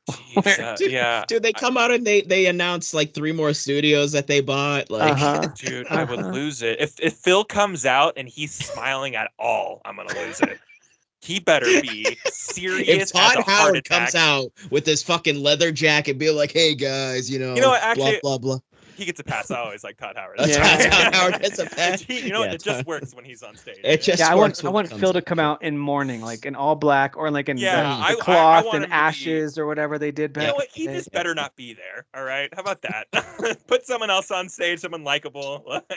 That's what Todd. I honestly don't know. Fable, right? That's their next big game that they It's not going to be. We just heard 2 weeks ago that Perfect Dark. I heard the studio is literally on fire. Is what we know that Avowed is supposed to be coming out. We think this holiday Avowed is going to be coming out. So Avowed, Avowed. We might see some Outer Worlds 2 potentially if there's any progress on that. I'd be psyched to see that. Yeah. Yeah, I wouldn't be surprised at all if we saw something in the Forza realm. It is time for Forza Horizon, but I do. To your point about But they give it to somebody else, right? They give it to different studio? I don't know. Is Playground, has it grown to the point where they can handle 2 major projects? I don't know. Maybe does Playground do both? Yeah. Do they do Motorsport and Forza? No. They only do Horizon, Fable. But they're doing Fable right now. Right. Yeah, okay. So they would be. I'm assuming they'd be busy with that unless they had 2 different teams. I mean, I imagine the bones for Forza Horizon's there. It's just about making a new map, right? Yeah. So maybe that's an easier project than we're making it out to be. Maybe. Not to say that it's easy, but it depends on the environment, right? What it's going to be. I feel like when you look at London and some of these other settings, they were so varied, and then when you went to Mexico, it was they were able to do these huge, awesome open deserts and plains that were a little more straightforward. So maybe it probably depends. Have we had a snowy type area? Colorado was the first one. Yeah. Okay. What if we went back to that? Maybe Alaska? Because I was actually thinking, because I think they delisted 1 and 2. What if they make it the map is just 1 and 2, but it looks new? And it's just I forget where 2 was. Yeah, I forget actually. Yeah, Australia I think was 3. And then London so you was can't 4. Be in Colorado and suddenly in Australia, but yeah, but I don't know. I mean, I do think you're right. I think we do see a Forza Horizon, but who's doing it? We could. I don't think we'll see anything Halo or Gears, although I wouldn't be shocked and would love it to see here's the next Gears teaser, for 2025 or whatever. We have to Gears has to be somewhere around the corner, right? I don't think there's we have. I think you're right, but there's so many people who work on these teams. What are they working on? This team wondering. Only makes Gears games. I know. That's what the team does. That's what they do. That's what they do. That's what they do. Yeah. Those last 2 were great, so they need to wrap up the story with that. So. Yeah, they left quite the cliffhanger after 5. And I know that the new Halo team, they that team is all hands on deck on a new Halo. I know that they are. They just wrapped up the final update for Halo and the other big events that are going on. They're on their kind of final what is the victory lap, if you will. So I don't think we see anything from Halo, but I think that'd be insane, to be honest. But was that 2021 when Halo Infinite came out? I don't remember. Maybe it was 2022. I don't remember. I honestly don't. I know it was December, whenever it was. There's definitely no way to. It was a weird end of the year. There's no way to know. Can't find out. December 2021.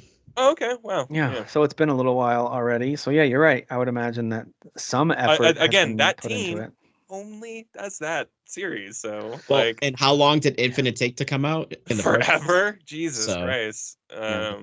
And like it's still kind of shaking. It's shaking off the haymakers that were delivered to it. So Yeah. Halo's not the golden child anymore. So I do think we'll see one or two new things. Maybe it's resurrected IP or whatever, but I think we'll see one or two new things, and I think we'll see deeper looks into things that have already been announced. I'm not sure Fable's one of those things. I would not be surprised to see nothing with Fable in this showcase, but I would love to. I'd love to see like here's some gameplay, and I just don't know what their next big thing is then.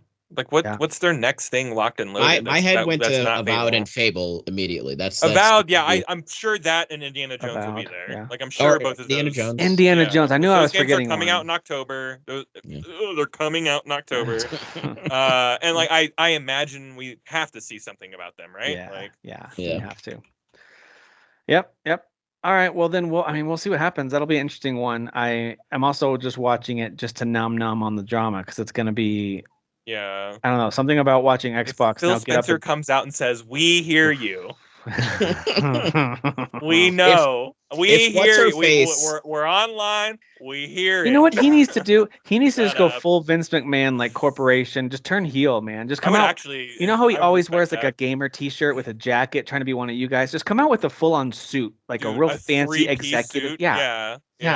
He's like, I bought this suit by firing 500 people from my company. Yeah, like lean into it. That's what y'all got. Yeah. In the background, and he comes out strutting like McMahon. Gotta love He's like, listen, I'm the genetic. I would actually be like, I'm actually selling my PS5, guys. I think I'm all in on Xbox. Like, he just needs to lean into the villain. You know what I mean? Because right now he just seems like a wishy-washy, weak leader is what he seems like, sadly. And I like him, which is crazy because we all like this guy. Like he's like likable at his persona that he puts forward. Generally, he's likable, but over time, it's like, nothing you're saying is actually happening though. So, yikes. Will he call himself the genetic jackhammer? That's what I want. I hope so. If he doesn't, then it's a failed showcase. I think we can all agree on that. Yeah. All right, and then on Monday, as far as we know, at least wrap things up. Unless there's other showcases that get announced, who knows if like Capcom will do something or Nintendo might pop in. Who knows? But Ubisoft Forward is scheduled for June 10th. Undoubtedly, we're going to see a closer look at Assassin's Creed Shadows. They've already said they're going to reveal more in June. So this will be the time, of course, to do so. So we'll probably see some gameplay and learn a little more about it because it is coming out was it October was the release date? I think or so. November, maybe? November? It might be November. I think it's November. I think you're right. It was in the fall. They actually had a date for it, not even just like a season. I think it had an actual date on it. So yeah, the Ubisoft Forward will, of course, feature Assassin's Creed. What else do you think? What else do you think we'll see? Let me tell you what won't be there. I know one game won't be there 1,000%. Splinter Cell will 1,000%. Shut up, Kyle. There. That's the one I want to see. Yeah, same here, Tim. That's why I know it won't be there. I do think that they maybe bring up the Assassin's Creed Black Flag that we were talking about, the remake. I forget if that got actually acknowledged or not. If that's still just a rampant rumor. I don't remember either. But yeah, if that was acknowledged at some point, I think we see a trailer for that. I think it's a ship on the ocean, sea shanties, and then you just see the title card, and that's it. And it's just like remake, like Black Flag remake or something like that. Yeah. Okay. Rebirth. All right, Dan, what do you think we'll see from Ubisoft? Oh boy. You know what? I just been saying nonsense, just going balls to the wall. So we're getting Beyond Good and Evil 2, guys. Oh my gosh. We're getting more Beyond Good and Evil 2. What if they shadow drop damn it, Dan. Like, not only if they shadow drop it, I'm gonna cackle so hard. Get out of here with that. Remember how ambitious that game was when they were talking about it, and we were all like, "There is no way this game is ever coming out." Ubisoft can't stop a leak if their life depended on it, so we would know this. We would know about that. Yeah, it's true. It's true. So unless they all of a sudden have successfully kept a secret, then that would be the always most voting with his heart, man. I love it. I absolutely love it. I love those moments so much. Just the moments. Me too. You gotta will them in, man. We were talking about projecting desires, like in the chat. You know, like that's what this time's all about. Like I'm harnessing the Michael Huber energy. Michael Huber energy. That's what I'm harnessing here. Well, I think we're gonna see a very Easy strange sensitive continuation of the Prince of Persia vibe, and we're going to see the Sands of Time remake resurface and That would be wild. and maybe even come out this year. So it's going to be a weird year of like 3 Prince of Persia titles. Like who planned this? I would laugh so hard if that happened. Yeah. So we got 3 Prince of Persias in 1 year. That's my prediction. Like, hey guys, you haven't gotten any Prince of Persia in like what 15 years. Here's 3 of them in 1 year. Yeah, right. Yeah. Drowning in POP.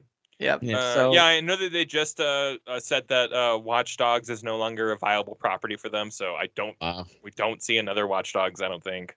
It's just too bad, because if they would circle back and just do what they did Watch before, Dogs 3 and really make it a strong single player experience, I think it'd be good. But Legion was just a little too loose. It didn't have a strong through line. It was fun. I think the idea was okay. Like the idea of like, oh, your guy got captured, so you play as a different person. Yeah, like, that's interesting. Yeah, I think and they all have different narrative skills gets and stuff. from that. Yeah, they had different skills. The AI voice acting was weird though, right? Wasn't that kind of just like it was different modulated, like it was the same voice but modulated like different. Yeah, I did not like that. Yeah. You think we're gonna get anything Division related?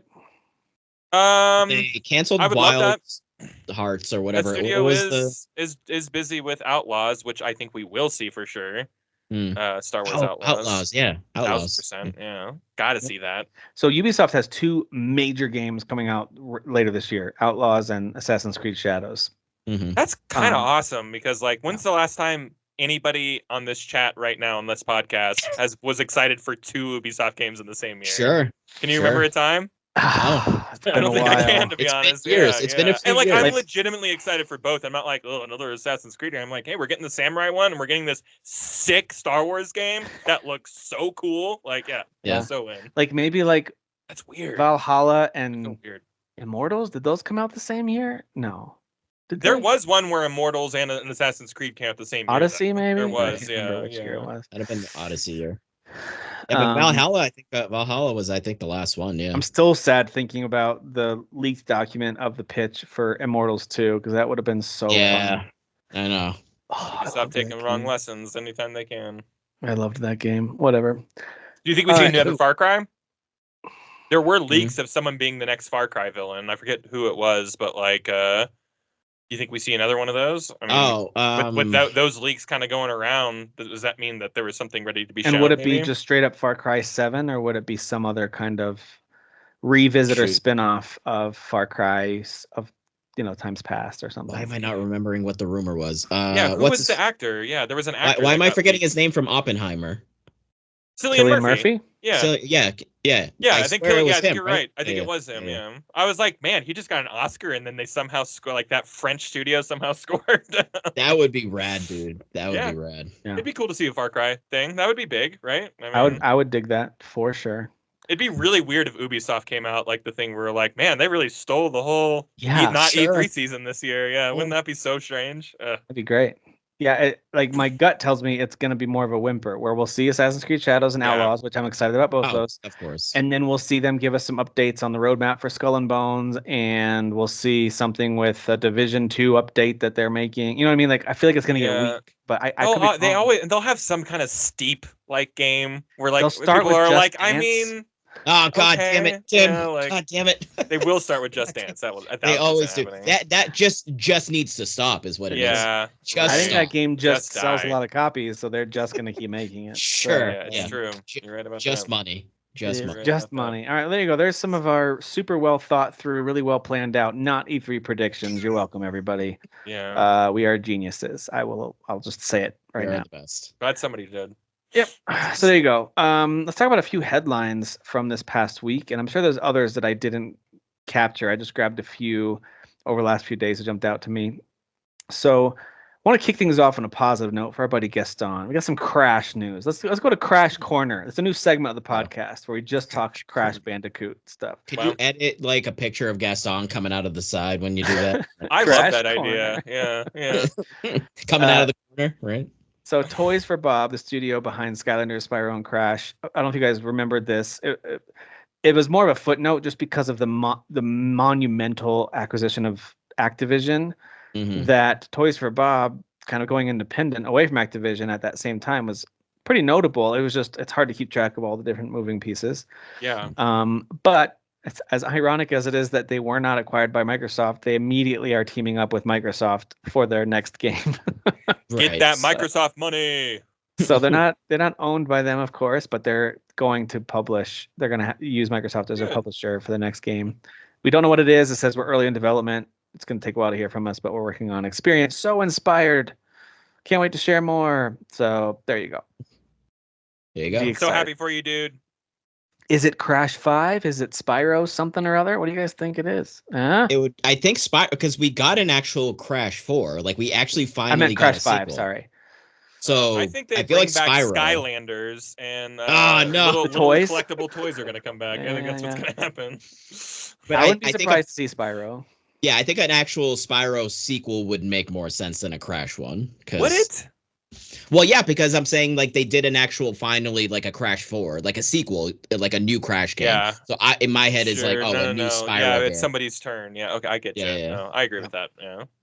There you go. There's Crash Corner. That segment's already over. Sorry, everybody. All right. Take-Two.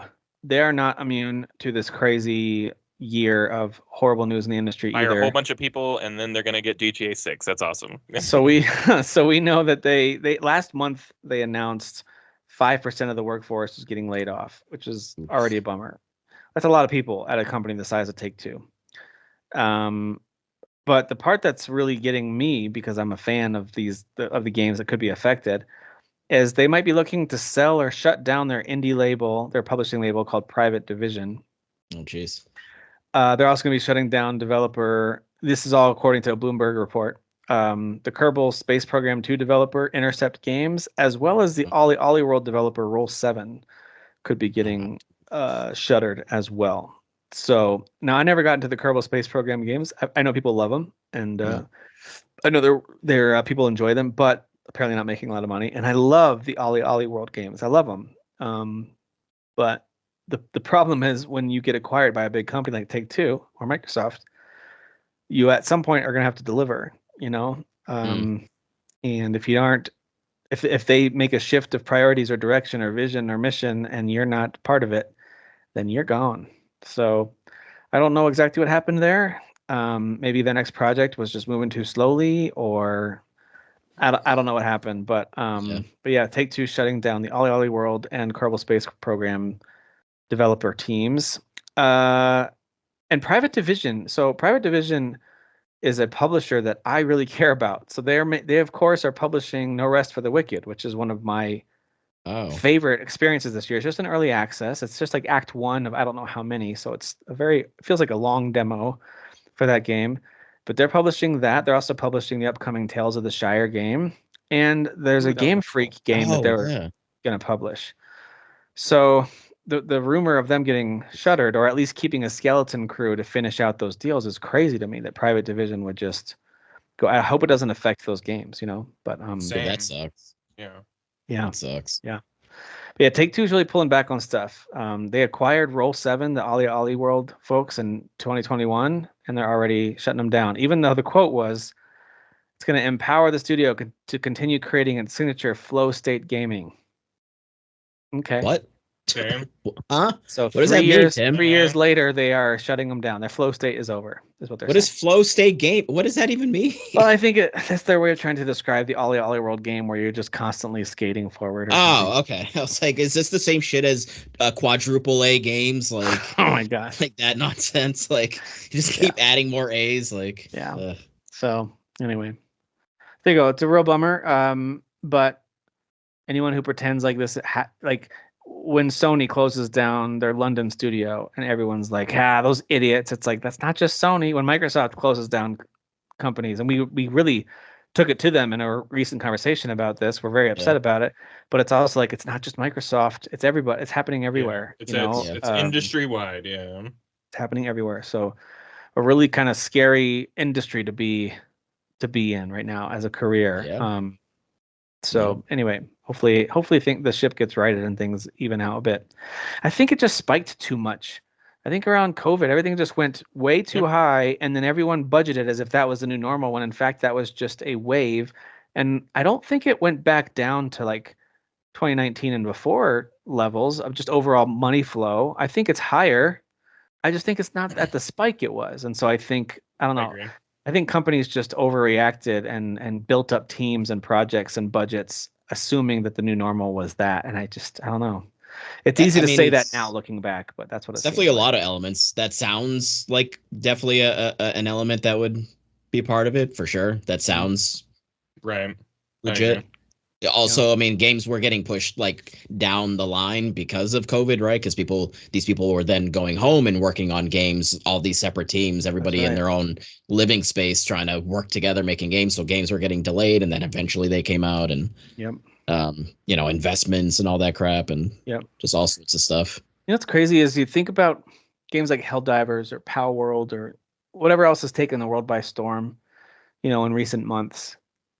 And it's very rarely the ones that they spend millions of dollars creating photorealistic visuals. I don't know. I'm not in the game development world. I don't know if that's actually the most expensive piece, but I would imagine it's a big chunk of the money goes towards all the recording and studio time and motion capture and all the effects and the level of detail. Like, to what degree are we, the gamers, paying and the developers and their jobs paying for that extra little blade of grass that now looks better than it did? But I don't know, and I'm not sure at what point is that just not worth it anymore. I love a pretty game, and we talk about visuals on games, but I don't know. You made that joke earlier, like 18 more months for realistic eyes or whatever. Like, what if that's true? Like, how much time is being put into all this minutia? And here's a hot topic: will AI help streamline all that stuff, where so much time isn't being taken on that type of stuff? I've heard some people making their own kind of Neil Druckmann, right? But their own their hypothesis about a lot of this is saying that these studios are getting shut down because companies are more comfortable letting AI do a lot of that work now.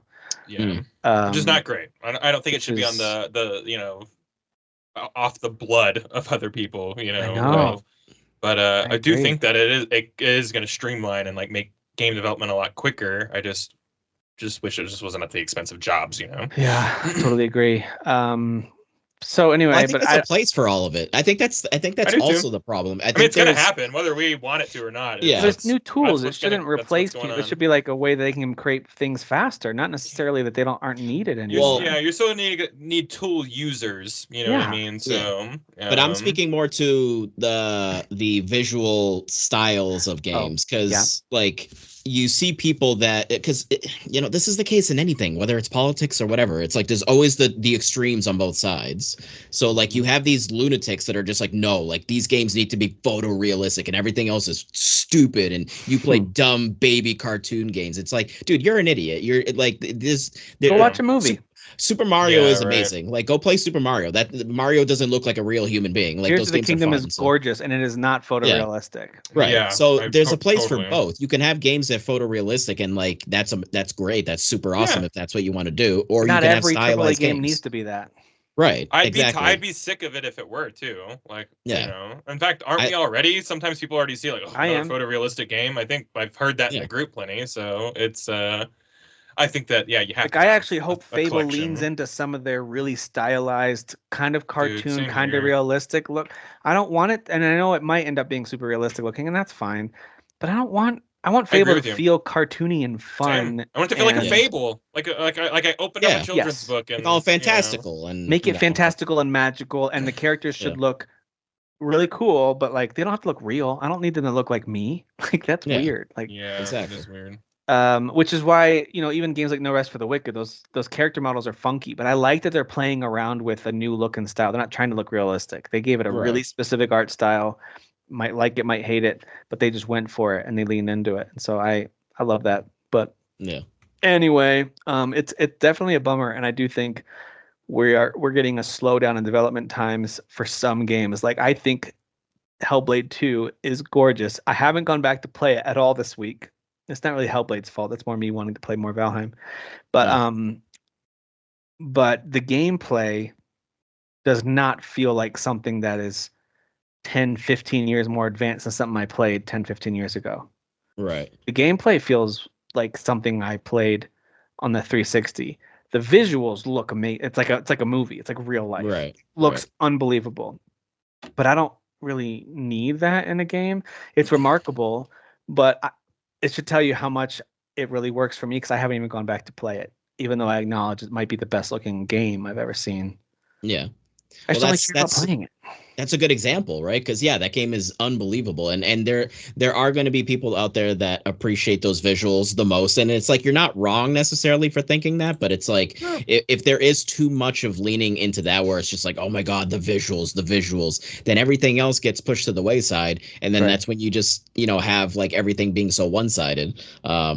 Or whether it's these games as a service type games, right? You get enough people like being like, oh, that's amazing, so then the industry leans into that and they start following trends and things get all skewed. Wasn't there a time like during like PS3 and Xbox 360 where like all games are like gray and brown, Sure. Like, you remember like Resistance, like everybody, right? All the Resistance everyone games, was using like a similar drab kind of like style. Sure. And like I remember everybody being kind of like, stop, so it's like I think people crave like a selection of styles, so I know I certainly do.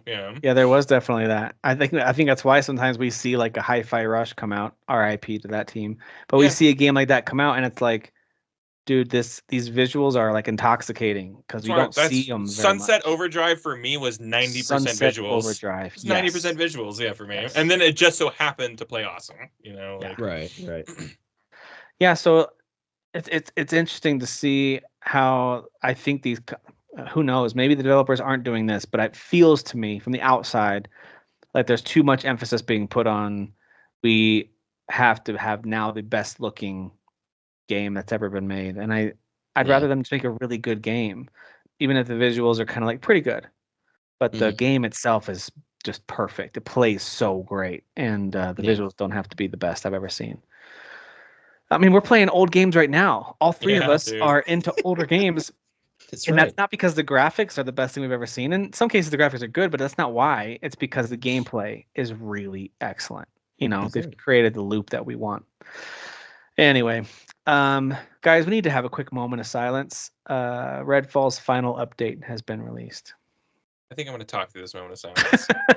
No, it's the studio got done dirty, but let's get real. They talked about DLC being out within months whenever the game launched, and that DLC was never going to come out. So they made assumptions, like for example, we'll do that within the first few months because there'll be nothing to fix. Everything was great, and so we can just work on the DLC. Wait, you guys are mad about 30 frames per second? What? Yeah, were you not reading the room? What's going on here? So they added one new weapon. I'm not kidding. It was one new weapon and a revamped nest system, which I don't remember how the nest system worked before and what would revamp it. Any of us get far enough to do a nest? I don't know. I don't remember. But then the two other things they are offering now over a year into this game and as like their final update, offline play, and now you can pause while playing in single player. The slow clap. So there you go, guys. Redfall. Those are the right updates for this game with how laughable this whole thing has been. Those are the right final updates for this game. Like you can pause now, and it's like, did you just say you can pause? It's like I paused before, aka just turned off the game. Turned it off. I actually didn't even. I just went to my breaker box in my house and turned off the power in the house. I was like, I'm not even gonna. I shut it all down. We'll hear more about Call of Duty Black Ops 6 on Sunday after the Xbox showcase. If anyone sticks around to watch, plenty of people will stick around to watch the Call of Duty showcase. It's this year's Starfield thing. Remember they did like a 45-minute Starfield thing. They did, and I liked that. I watched that, and I loved it. There's no way any of us are going to come out of this game feeling like that last year. No way. But it has been confirmed as a day one game on Game Pass, which we all talked about, like how at some point they'll do that. I didn't think they would do it year one. Feels quick. Their newest one. Yeah, but feels quick. That's what? That's how they're going to justify. Dude, can I just say, and we don't have to get into it, the rumors, price increase, rumors of what's going to be in this game are insane. Like, there's 9/11 rumors. Right. You were saying this. That's crazy. It's crazy. Yeah. So, I mean, maybe that'll be exciting, but like, talk about like, I'm definitely going to go make a sandwich like during this press conference. So I agree. After watching Xbox lie to us for an hour, I'll be like, "Oh, I'm really hungry. All that lying made me famished. So let me go make a sandwich while Call of Duty's playing." I'm hungry for the truth. Yeah, I'm hungry for the truth. All right. Well, this You'll week find we no had truth here. our little preamble, our preseason to Not-E3 with the Sony State of Play that aired. Now, let me just preface this by saying I don't think anyone expected this to be their best one or even a great one. Just because we already knew Sony's been pretty upfront saying our main studios aren't really putting out a brand new major title from our IP catalog until at the earliest second quarter of next year. Right. They kind of set expectations, which is a bummer, but also like, hey, thanks. At least I don't have to like sit here and wonder. Like, it's nice to know. And so, they've put out Rise of the Ronin and Stellar Blade and some of these other third party or smaller games. So that even with that context, I still came away from this thing feeling really kind of underwhelmed. I can't say the whole thing was bad because there's a couple things in here that I think look really cool.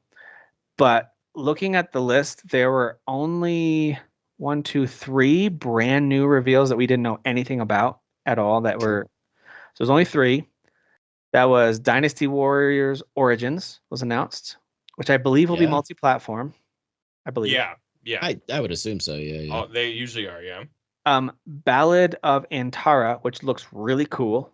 The Souls-like game, right? It looks. It looks like a Souls-like. It could be an action game for all I know, but I can't tell. But it looks Souls, really cool style. But it also looks like a lot of other games that are out. So, but I still think it looks cool. Yeah. And then of course Astrobot is what they closed the thing out with, which was already rumored. But it's cool to see it revealed. And boy, that game looks charming and beautiful and super fun. It's like Sony's. It's another Ratchet and Clank type entry for them. Like this really fun. It feels like a weird mascot game. Like an out of time mascot. Like game. a celebration, like in a positive stuff. Way. Yeah, but it's actually a full on game. So they've had a VR game and then kind of like a little demo / game. Yeah, this has actually been confirmed as like a full price action platforming game that they are putting together for this. And of course, with still lots of Sony nods. Sony. Like much like that tech demo that came packaged with the PS5, there was all these little nods and little winks throughout it. So it's kind of. But even that was like a short experience. This looks like it's much more built out. Yeah. Right. All right, so they started things off with what I thought was a really cool cinematic trailer. I got strong Guardians of the Galaxy vibes from Concord. I know they've got a pedigree with this team that they've put together. I think it's called Firewalk Studios. I think they're called. Really good pedigree, and I liked the vibes of this a lot. Strong, like Star Wars, Guardians, just really cool vibes. Yep. Wasn't the most original thing or dialogue or character designs I'd ever seen, but that was okay. Like I was like, yeah, man, like create something. Like I was starting to feel like a narrative adventure comedy. This could be great. And then as soon as the trailer turned into the action sequence where you saw a sniper and you saw a guy with a shield and the girl throwing fire, I was like, this is a PvP game with classes. As soon as I saw it, my mind went there. But they did say it before. Didn't they say 5v5? No, they said it after. He said, was it after? Okay. Shooter 5v5.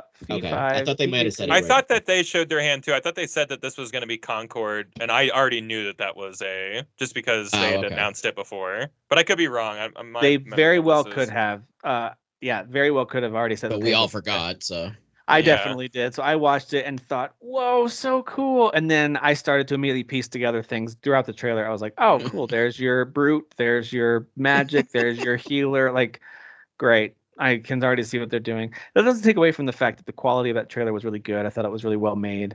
And then they showed the gameplay of it, and it is absolutely your next Overwatch Valorant thing that everyone... Remember Battleborn? Was it Battleborn? Battleborn. Remember that one, guys? Remember Gearbox trying to get that one's gone. Derek loves Battleborn. This feels like a project that Sony has been quietly working on for so long that they already missed the boat with this type of game. Now... It's not impossible. Like you can get your foot in the door if you do something unique enough and high quality enough that it just works. Well, didn't Overwatch 2 stumble? So maybe there's room, right? I think Valorant is like the new thing now. It's like Is Valorant this? Okay. I feel like Valorant, streaming especially, people are obsessed with Valorant. So. I think Valorant is so the now new, you're now Valorant's tier. the one that you're going up against. Okay. Yeah. But yeah, like I was saying in our chat, I was like, this feels like 10 years ago this would have would have worked, and maybe even been better than Overwatch, because like the ideas that they were talking about in the trailer of like the story cutscenes type stuff, and like every couple of weeks you're gonna get like a new kind of like I was like, that's kind of cool. And there's like a heist element to it too, right? Where you're kind of trying to steal, like a plan, you're stealing something, maybe. Because that's the thing with Overwatch, that I'm like, you have really cool looking characters, but I know nothing about these characters. Well, remember that was what Overwatch 2 was gonna be, and then they're like, and nothing happened. So that and they were talking about in the gameplay, like that one guy was talking about like taking elements from like, what was it, like something and fighting games and stuff like that. I stopped listening. Okay. So I missed the live showcase, and I watched this whole cinematic trailer, hoping beyond hope that it wasn't what I thought it would be once I saw the classes. It, of course, is. As I'm not kidding, he didn't finish the whole phrase of all the buzzwords. He said 5v5, first-person shooter, PvP, and he couldn't even finish PvP before I was like, scrolling ahead. So that was just that's very personal, right? That's my own subjective opinion on this thing. I don't care about PvP games. I just don't. I never will. Like, judging by the internet, nobody cares. Okay. By the way, I don't know if it's possible to actually see accurate data on dislikes for YouTube videos. People seem to be able to find it these days. I don't know how. Yeah, I don't either, because it's not naturally there. You have to like put a plug-in or something. Yeah, I'm not sure how that works, but I have seen multiple reports that Astrobot had like 92% positive thumbs up or whatever, which is, of course, not a surprise. That game looks charming and wonderful. Concord got like 18% of it were positive. Like it was like 2,000 to 12,000 or whatever, the like to dislike ratio. Really bad. That just feels, that just sucks, man. Because like they're probably excited about it too, and that's what sucks about that. It's like they're probably like so excited to be like, this thing is like unique for us, because it's like, make it a first person it could be the most balanced one player game. But if people don't care, people don't care. You know what I mean? Yeah, like maybe they did make a really good game, but you know what it is, and I think part of it is just the generation of gaming that I grew up with, where multiplayer in a game could be a cool add-on for when you finish the main game, the real game. Right. And then multiplayer is a way to extend that experience. Okay, cool. I'll do that. I'll play some GoldenEye multiplayer, and then of course became one of my favorite experiences. Oh, yeah. But I had finished a campaign like 6 times before I ever really got into it. Like, to me, the campaign is where it was at. So if a game like this was like, we have a single player campaign that you can enjoy, full story, characters voice acted, we told a whole story. Doesn't matter how long it is, we've got a campaign for you. And it is a 5v5 PvP experience. Okay. You still might have my interest at that point. But no, if it's just multiplayer, I feel a little bit ripped off. And I think that's just me. It's just the way I think about games now. I don't. We're just old school. Like we like our single player. I don't want multiplayer only games. I don't care if a game has multiplayer, but if you make it multiplayer only and it's just PvP, I have no interest in that. I just don't. My kids do. My kids like those games. I just don't like them. Yeah, I'm case by case, series by series on that. But usually, I want my multiplayer Trojan horsed in. You know what I mean? Like, I'm here for something else. And like you said, if there's great multiplayer on top of it, that's what I'm talking about. You know, like. Yeah, even my favorite kind of N64 games, I still wanted the campaign. Like my favorite multiplayer games on N64, I still wanted a single player experience. Campaign might be the wrong word, but like. Yeah. Playing all the wrestling games, they usually had some sort of like career you could go through or create a character and like all the stuff I could sit alone late at night and like play for hours on my own and have a blast. I didn't have to, like, it wasn't a game I had to have a bunch of online friends who happen to be available and we have to work out schedules or I have to play with strangers. None of that sounds appealing to me. I don't want another thing to schedule. I think that's what it is for me. It feels like a chore and I just don't want to do it. No, I'm on board with that. Yeah. But that being said, speaking of single player games, God of War Ragnarok confirmed with its PC port hitting in September. For God of War Ragnarok. Another one to PC, guys. No point in buying PlayStation consoles.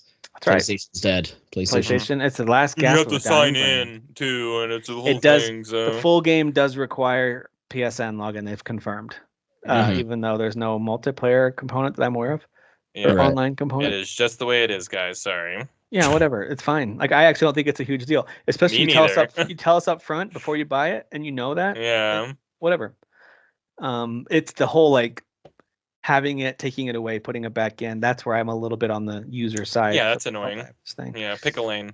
All right, Dynasty Warriors Origins though. Kyle was announced. What do you when you saw this? You must have been like Dynasty Warriors. I couldn't believe it because like we've gotten a lot of Muso games over the years, but we haven't had a Dynasty Warrior game in a long time. Yeah, is this a remake or is this new? Oh God, I mean pre-COVID, like this was 7 years, and the last one was 9, I think, and it was not good. It sucked. Yeah. But I think they took a break. All of their Muso games that have come out since then have been awesome, so they're really good at like taking other IP and like kind of doing their thing with it. The Fire Emblem one comes to mind, the Zelda one comes to mind, that Samurai one from last year comes to mind. And this is obviously old like Romance of the Three Kingdoms story, and it looks like you create your own character, and it's going to be.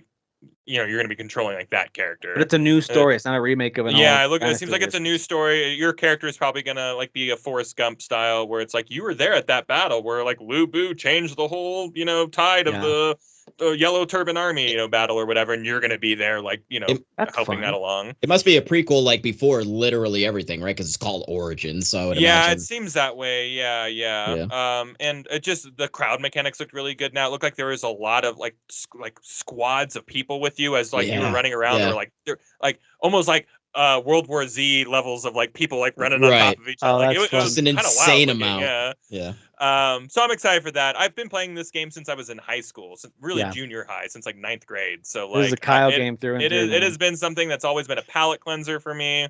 Much like racing games like that. It's like these aren't hard games, They're just games that you put on to kill 1,000 people per stage and get really powerful for no reason. To me, it's the equivalent of like doing Wii bowling with 100 pins, just because it feels good to knock them all down at once. It's like sweeping through these. Like, dude, as soon as I saw some of the, I don't know why. It's great. But as soon as I saw some clips from it, I immediately was like, oh, please be Drakengard, because I didn't make the connection for Dynasty Warriors right away. Drakengard is one of my favorite like Muso clones out there. Yes. Yeah. And you can jump on the dragon and like start taking them out. Buddy, get on the ground. Yeah. Drakengard. That's a that's a near, that's an in-universe near, like Drakengard and Nier in the same universe. Which doesn't make any sense to me because I didn't continue that series. I don't know how they connect. I've played all of them, and it doesn't make sense to me.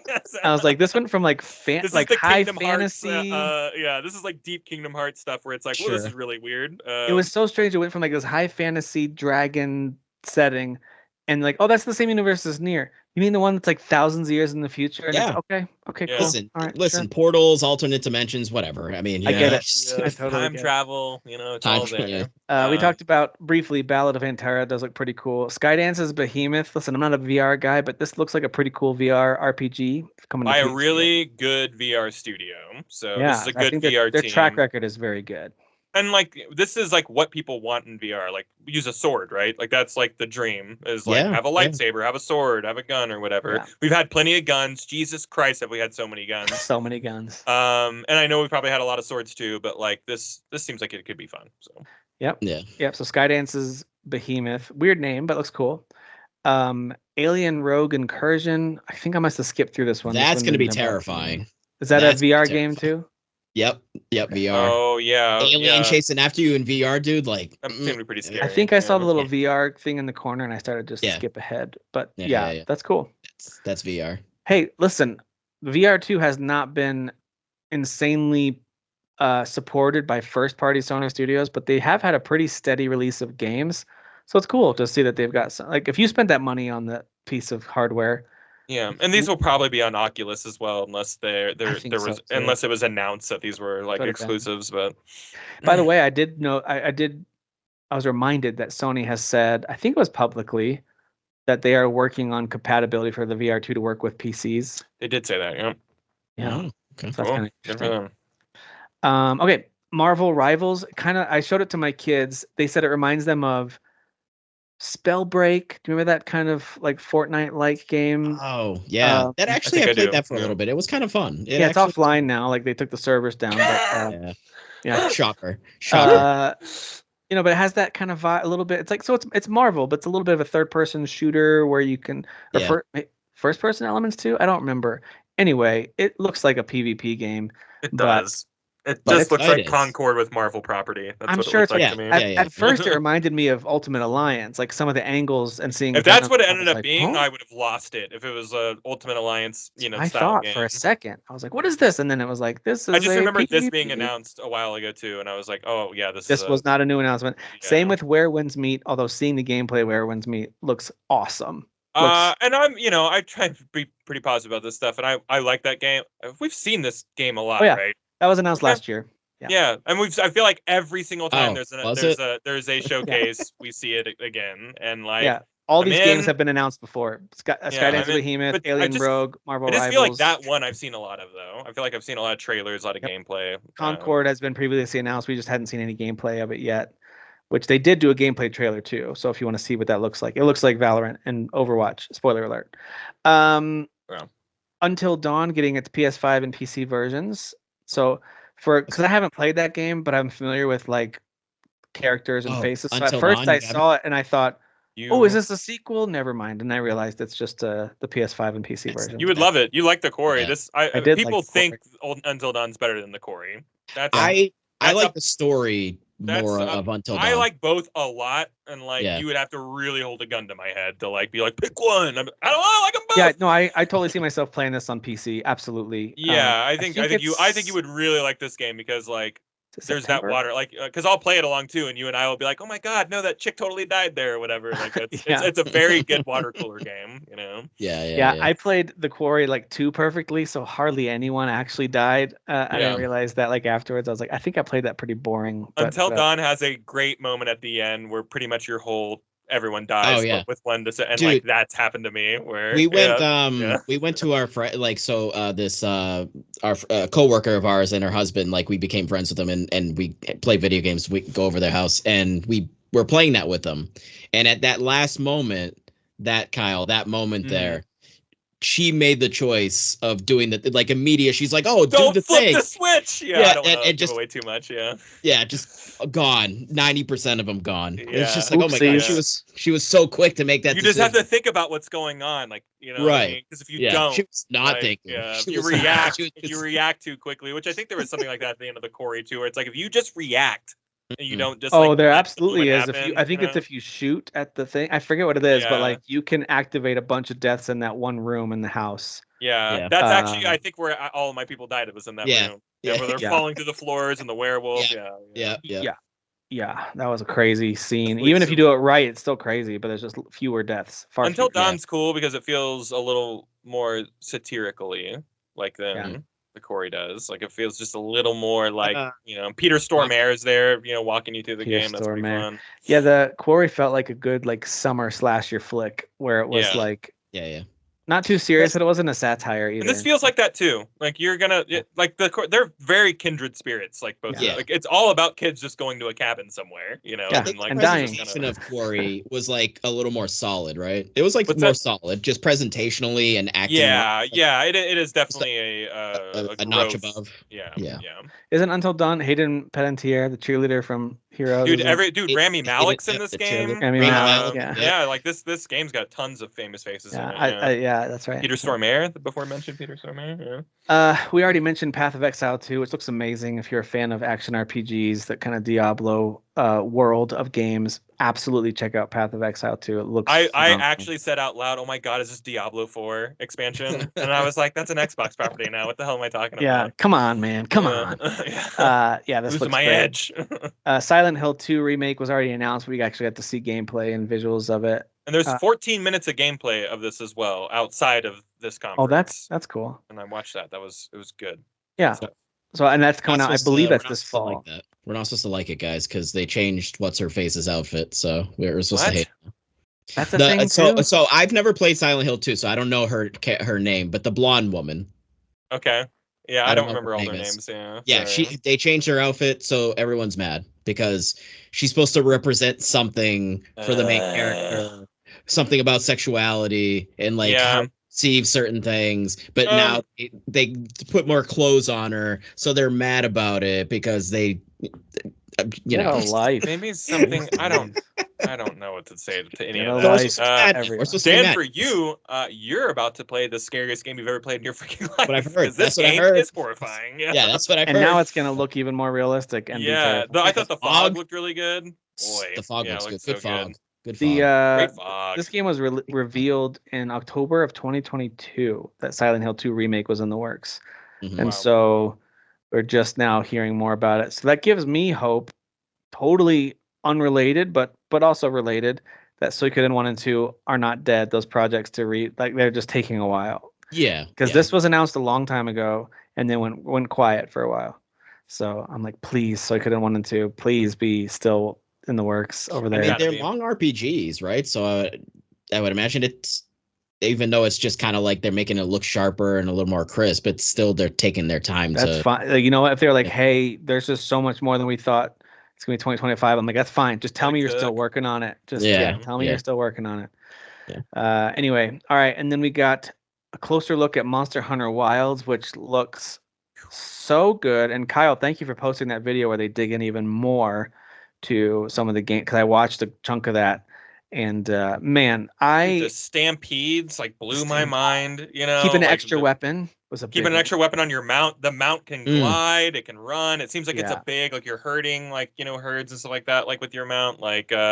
Your character talks. There's going to be more of a story, which the characters that's not what these games are about, but that's kind of crazy. The characters reminded me a lot of the Resident Evil remake type visuals. I was like, these look good. Monster Hunter games, they must be using that RE engine. They must be, because Monster Hunter games aren't always at least character wise, the sharpest. I never go World looked really good, but I agree. Yeah, the characters never stick out to me. I like their design. Their costumes are great. Their personalities are big. But anyway, the characters in the trailer, I was like, holy crap, they look like Devil May Cry. They or took Resident a lot Evil of lessons from Rise, with the mount stuff. The mount stuff. Yeah, they got a good look on some new monsters. This game looks awesome, man. Dude, it looks stressful. If it's just World, but crazier, that's all I care about. Sandstorms and everything. Sandstorms, there's weather effects and seasons. So you might be on a hunt during the winter, and there might be different animals out, or they might be acting different and stuff like that because of the season. So Worlds to me is still the peak of this franchise, but I haven't played them all. I know, Kyle, you've played almost all of them. Worlds is the peak for sure. Yeah. Worlds feels like the peak to me. Rise felt almost like Worlds light. It's still a really good game, and it introduced some cool concepts. But it still didn't. It had to be that way because it was a Switch exclusive. It was a Switch exclusive. Yeah, so it had to scale back a bit. It was more really more old school. I agree. Yeah, there was still a lot of freedom in the world. Yeah, a ton of content. Don't get me wrong, light doesn't mean that you could spend hundreds of hours in that game easily if you chose to just focus on that game. Yeah. I just meant light in terms of Worlds expanded it, and it felt like a true AAA new entry in this series, a next level. This one looks like another level up from Worlds, which is crazy. Yeah. I remember when Worlds came out, I must have put 200 hours into that game. I was so obsessed with that game. It's amazing. That's the only Monster Hunter game that I've finished, and I finished it twice. I had no I played it all the way through 2 times. I love that game, man. It's so good. Yeah. And then, of course, they wrap things up with a state of play with Astrobot, which is a very positive, exciting, lighthearted way to finish it. Some of these boss fights just remind me a lot of a combination of Donkey Kong and Mario games, where they're big, got colorful. Some Star Fox vibes too. Some Star Fox, Andros with that one boss. I was like, what is this? Yeah. This is the only way we're gonna get Star Fox. Then I mean, Yep. But a lot of colorful characters, incredible environments. The platforming looks really fun. It doesn't look like true go pick a direction and run that direction open world. It looks like Mario Odyssey, where you have an area to explore and do things. Which I think is good. I think that's fine. Yeah, that's completely. No, I think level focused areas like that means that you're going to get a lot of variety. And that was the one knock I had on Ratchet and Clank, was that I almost felt a little overwhelmed with the areas were so big and I had to explore so many places. I was just kind of I kind of want to just go through your platforming. Can we just get back to the shooting and jumping? Yeah, exactly. Give me to the it did go there. It would funnel you there eventually, but there was a ton of freedom, which I know was cool. I'm not criticizing it. It really was cool, but there was part of me that just wanted to just guide me to the next thing. You don't have to. Yeah. Take me to World 1, 2, and then 1, 3, and then the boss, and then 2, 1. And anyway, Astrobot looks like a lot of fun. Looks super charming. Who knew that Sony was going to be slowly and quietly having a stable of gaming mascots that they can create these 3D action, like between Ratchet and I want a Astrobot. Sackboy and Astrobot And game Sackboy, after this. I want to like them together, like in a game. Sackboy's great. I mean, I thought that last those are 3 great mascots. Everybody liked that launch game, that adventure, Sackboy Adventures. Yeah, Sackboy. I thought that was actually really fun. I enjoyed it. It seemed fun. Yeah, Sony's got those 3 really well-made mascot games, like family friendly. That's crazy. That's crazy. It was very old school. Yeah. Good for them. Hey, Microsoft, where are you at? What's happening? Well, they have to make they have to buy a few more studios, announce like 30 more games, and then they can figure something out. They have to buy more studios that already make that kind of stuff. Right. And then crush their hopes and dreams and fire them. Right. And then do nothing. That's what they have to do. Yeah. Okay, cool. Yeah. Sorry, we're not talking about Microsoft anymore. They're doing great. Everything's great. Everyone's great. All right. The mascot is actually a broken heart, Tim. That's what it is. Oh, jeez. It's just a broken, shriveled heart. That stuffs the zombie's heart just beating on the ground. Aw. No steps to be seen. Well, I've already hinted at this a couple times. We're playing mostly old stuff. Kyle, let's start with you. What are some of the things that you're playing? What's taking up your gaming time right now? Oh man, I'm playing a lot of old games right now. I guess the biggest and newest one. I'm still playing Mad Max. That game is very good. I beat Skyrim. It's been a long time since I beat Skyrim. The main story is not very long, but I tend to never go through it because I don't, it's not the best part of the game or whatever. But at launch, it's the only time I beat. Yeah, I think for me too. And I just this time I was like, man, I forgot. Like you go to heaven and like fight a dragon god. Like the ending of this game is awesome. Yeah, I don't know why I never went through it again. But I always get, it's easy to get distracted in that game. I don't know. Yeah, a little bit. So yeah, I was playing that a bit. But the new one I've been playing is Red Dead Redemption, the PS4 4K 60 frame per second like port or whatever. That I said I wasn't gonna buy, but I was like, it's on sale. I'm gonna buy it. And it looks sharp, dude. If I had to pay money for a game, like it's sharp. It looked good to me. It has a DLC with it too, right? It does have the DLC with it too. Yeah, but I was really played that. Oh yeah, it's one of the greatest DLCs ever made. Yeah, wonderful, so good. But yeah, I was just shocked by like how good everything looked, and like Red Dead Redemption 2 is one of my, God, it might be my second favorite game of all time. It's one of my favorite games ever created, and like so the story really sticks out to me, and I have not played this since that, and like just the way that everything picks up, and when he brings up old stuff, it's like, man, it's all there. Like on everything, man. They did a really good job with this prequel, so I'm having a really good time with this game. It does not feel like a chore to go back and play. It feels good. I believe it came out after Grand Theft Auto 4. So it just came out at a really good time where it still feels current. Like, this is the way like a game today would like probably use these controls for the most part, with some caveats. But really enjoying it. I'm having such a great time with that game. I'm definitely gonna beat it. It might be the thing that I'm paying attention to the most right now. Super epic ending to that one too. Yeah, absolutely. Yeah. I remember like all like once you go to Mexico, like everything there and after, it was just like top. It's so awesome. It's so top tier. So I'm excited to get back into that. And then I picked up and played a little more Hellblade 2. Sorry, I'm not gonna play this game anymore. Sorry. I don't like the puzzles at all. Like it just Kyle. They don't make sense to me at all. Like it's just like they're not even real puzzles. It's more like here's an environmental thing. And you just have to go do what we told you to do. You're not really solving. You just have to walk to where they want you to walk, pretty much. I just don't get it. Like, they're not fun to me. They're just momentum killers. I remember like getting into the village, and it's like they're hyping it up. They're like, Draugr in here. It's crazy. Everyone's murdered and yada yada. And I'm like, hell yeah! And you're in there, and it's like, do a dumb puzzle real quick, and I'm just like, put a big red wall here. You have dude, to I was just like, I closed it and uninstalled it. I'm like, I cannot with this. Like, damn. And I was actually, that's unfortunate. I want to say this in a way that's respectable because I know what they're doing with this game. They're trying to replicate experiencing something that none of us get to experience, and I think that that's really important. I think that that's really brave and not in the way that we use that word today. Not sarcastically. Like legitimately brave or whatever. But like I was totally annoyed by how much chatter there was. I just couldn't get over. Like it was just It was just a constant, and like I just Kyle, couldn't. I don't know. Maybe it just gives me. With you. Maybe it just gives me anxiety, which maybe that's the point. You know, like it's like but so. Like, it's the fates or whatever. They're talking to you, and they won't constant. shut up.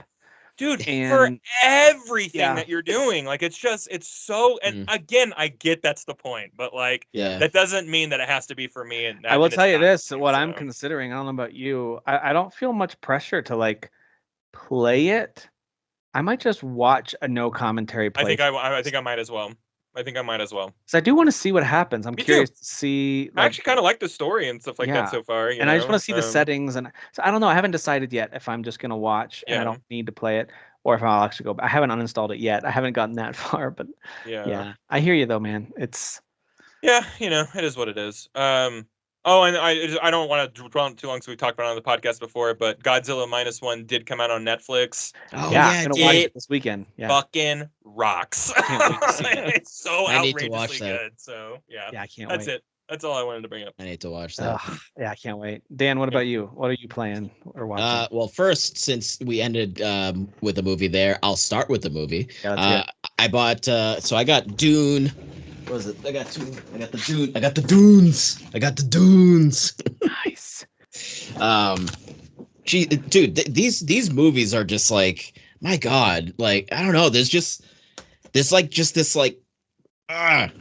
weird. I don't know what word to even describe it. These are just so unique because it's like you want to be like, oh, they're sci-fi, and you just think, oh, like Star Wars because you're on a planet and space and futuristic stuff, and it's like it's not Star Wars, but it's just so unique. Well, Star Wars was inspired by it, as Kyle would tell us if he were sitting here. Yeah. Okay. That makes sense. But like, yeah, dude, it's just, I don't know. And it's like the settings are all so samey because you're just out in the desert doing a bunch of desert stuff. But like, I don't know. There is something really interesting about, is this name Paul? Is it Paul? Right? Yeah, Paul Atreides. Yeah, Paul Atreides, which is just such like a regular Paul. Hello, Paul. Paul. Yeah. But like just the arc that he goes through, especially in this one, like of like second one. Yeah, the second one of like where he's at, ending in the first one and then getting to that point. And I think Kyle, when you guys were talking about it, you were like, I don't know if he was gonna be able to like sort of like do this thing. And then like, is it where he's in the chamber and there's all the people? Is that the scene that you're talking about? Yeah. I didn't know he had that in him. Yeah. Yeah.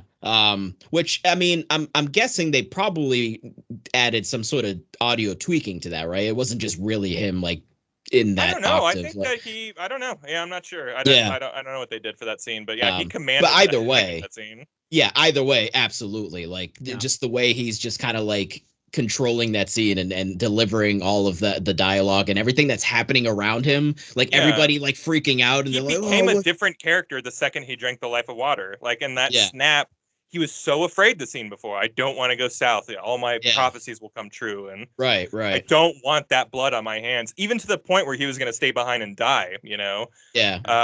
But yeah, I like that. But that character shift is just so. Yeah. Yeah. And he just, he just falls in. He's just like, I'm this thing. Like, I am this. And he saw, the future, past, and the present, so it's like he knows. When he talks about, that's one of my favorite lines. He's like, I think he's talking to his mom. He's like, there is a path, and it's called the golden path in the book. He mentions it all the time. And that was kind of a nod to him, like being obsessive about like this path that he talks about in the book all the time. But the way he does it with like his hand motion, stuff like that, it's just, it seems like someone who's suddenly omnipotent. You know what I mean? I think he just sells that in a way that like it reminds me of Infinity War, right? What's his face being like, there's one way we can win. Very much shades of that. The one way. And then there's Doctor Strange doing his hands shaking because he's crippled. But yeah, man, it's just the stories, and I can't even imagine where we're gonna go after this, because then like the way, dude, the last like 30 wild, minutes, Dan, I'll tell you that. The last 30 minutes is absurd, and it like just, and like they don't even actually technically go like fully balls to like they go balls to the wall, but then it's like they kind of like are a little reserved, but then they kind of do some stuff, and then it's a little reserved. Like it's just not fully like, oh, this is like, Michael Bay spectacle. It's like, I don't know, they're kind of like delicate about it. They do show you some sick stuff, but then they kind of like pull back a little bit. I think that they do that well. Yeah, there's just like there's like an elegance to it, You know, Yeah, like they show you some sick stuff. Art house action, art house, sci-fi. It's not like you said, like a popcorn flick. Like that sequence when they're like taking on like that, that big machine or whatever. Yeah. And like that whole sequence where they come out of the sand and they're using like the legs. So it's like one of the coolest. It's so good. Yeah. Like, oh yeah, the second movie might be one of the greatest sci-fi movies I've ever seen in theater or ever for that matter. Like I liked the first one a lot. Like it helped me, a non-book reader of this series specifically, kind of understand the setting and the players and some pieces of the lore, although I don't understand all of it. But like I'm like, okay, I get a vibe of what's happening here, and I can see how Star Wars was inspired by it and all those kind of things. Like I got an understanding. The second movie was kind of like, okay, cool. Now we're gonna do a bunch of stuff. You're just gonna watch us do like so much stuff. Yeah, they set up the dominoes for the second movie to push them all over for sure. Man, it was like, and I know this isn't it's an easy comparison, but it was like, to me, it was like the Empire Strikes Back moment where Star Wars was life changing and like new and wow, this is cool. And then Empire Strikes Back was, oh, this is like excellent to a level I didn't know that a movie. Yeah. There's just more layers that then unfold because I mean, New Hope is like you're setting up the building blocks. Yeah, it helped that every like actor was bought in. Every actor was bought in. Like Javier Bardem as the comic relief was one of my favorite things. Which is so crazy. Like that's like that is. I never thought they were gonna go that route, but I'm so glad that they did. Yeah, he's so funny. And then of course Austin Butler made just a great turn as a villain. I didn't really know that guy. I know that he was Elvis, and I know he's an up and coming actor. He's in lots of stuff, but like I don't really know much about him. But he was like he killed this role. He was captivating. And dude, the way that they shot that planet is so cool, dude. The black sun, yeah, and the way that when you're like the witches when they come out because they dress in black and then they walk out to the sun and then it flips. It's like, oh shit, yeah, dude. It's so cool. Like there's a couple scenes where you watch characters walk from the shade into the sun and you see the color desaturate, and it's like one of the coolest camera tricks I've ever seen. Like it's so amazing. The movie, just like the first one, is just like moving concept art. Denny V is the best at this. Blade Runner 2049 was the same thing where it's just did you change anything from the concept art? And go look at the concept art for that movie or these movies, and no, they didn't. They literally they just made it.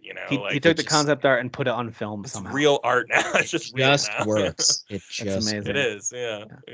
God, it's probably one of my favorite movies of all time. It's so outstanding. And when it did remind me of that feeling that you got like seeing Lord of the Rings in the theater for the first time. You're like, I'm watching something really special right now. Like something we're going to be talking about for years and years and years and years. I'm so glad to be getting a third one. I'm curious, Kyle, because you've read the books, right? I read the first book. Yeah. Okay. I know everything that happens, like in pretty much in the universe, like in a Spark Notesy type of way. I've watched tons and tons and tons of videos about lore and stuff like that. So, like, retainment is the issue here. Not, yeah. Well, like, so if they have the budget to keep doing how many more like movies are we anticipating? Like, I mean, you would probably have to do 2 movies a book, and there's like 5 or 6 books. Oh wow. Okay. 7. I don't remember. I know his son takes over at some point. And those are like you take it or leave it or whatever. Yeah. But it's a lot. I think that like ending on the next book is like the way to go. I think that like there is a contained arc there. Oh, okay. I do know that the books include like time jumps and like I mean it's about like the Atreides like dynasty. Yeah, so, like it goes well beyond the characters, like kids and their kids and yada yada. So. Gotcha. Yeah, there's a lot to it, and like part of me is also like, hey, if these 2 movies just stand alone, I'm also pretty freaking happy with that too. Yeah, like, I want more. Don't get me wrong, like I want them to make more. But like if it turns out that they don't revisit this, and maybe someday down the line someone else will revisit the Dune franchise, which I think they'll make more. I'm just saying I'd be happy. They will. I mean, the third one is like greenlit and like the script is written. Are they calling it Dune Part 3? Yeah, it is Messiah. Dune, right? Yeah, it is Denny V. It is. But they're not going to call it Messiah or whatever. It might be Dune Messiah. Yeah, I don't know if it'll be Dune Part 3. I'm not sure about that. But yeah, there is a Denny V Dune coming out that is the continuation of the story, which will cover the book Messiah. Gotcha. Okay, cool. It's gonna be rad. Good watches. TV show this fall as well, guys. All about the witches. So yeah. Is that taken from any of the books, or is this like an original? Probably some of his son's books, but I bet this is going to take a lot of like liberties because again, those books aren't like people's favorite. So gotcha. Okay, interesting.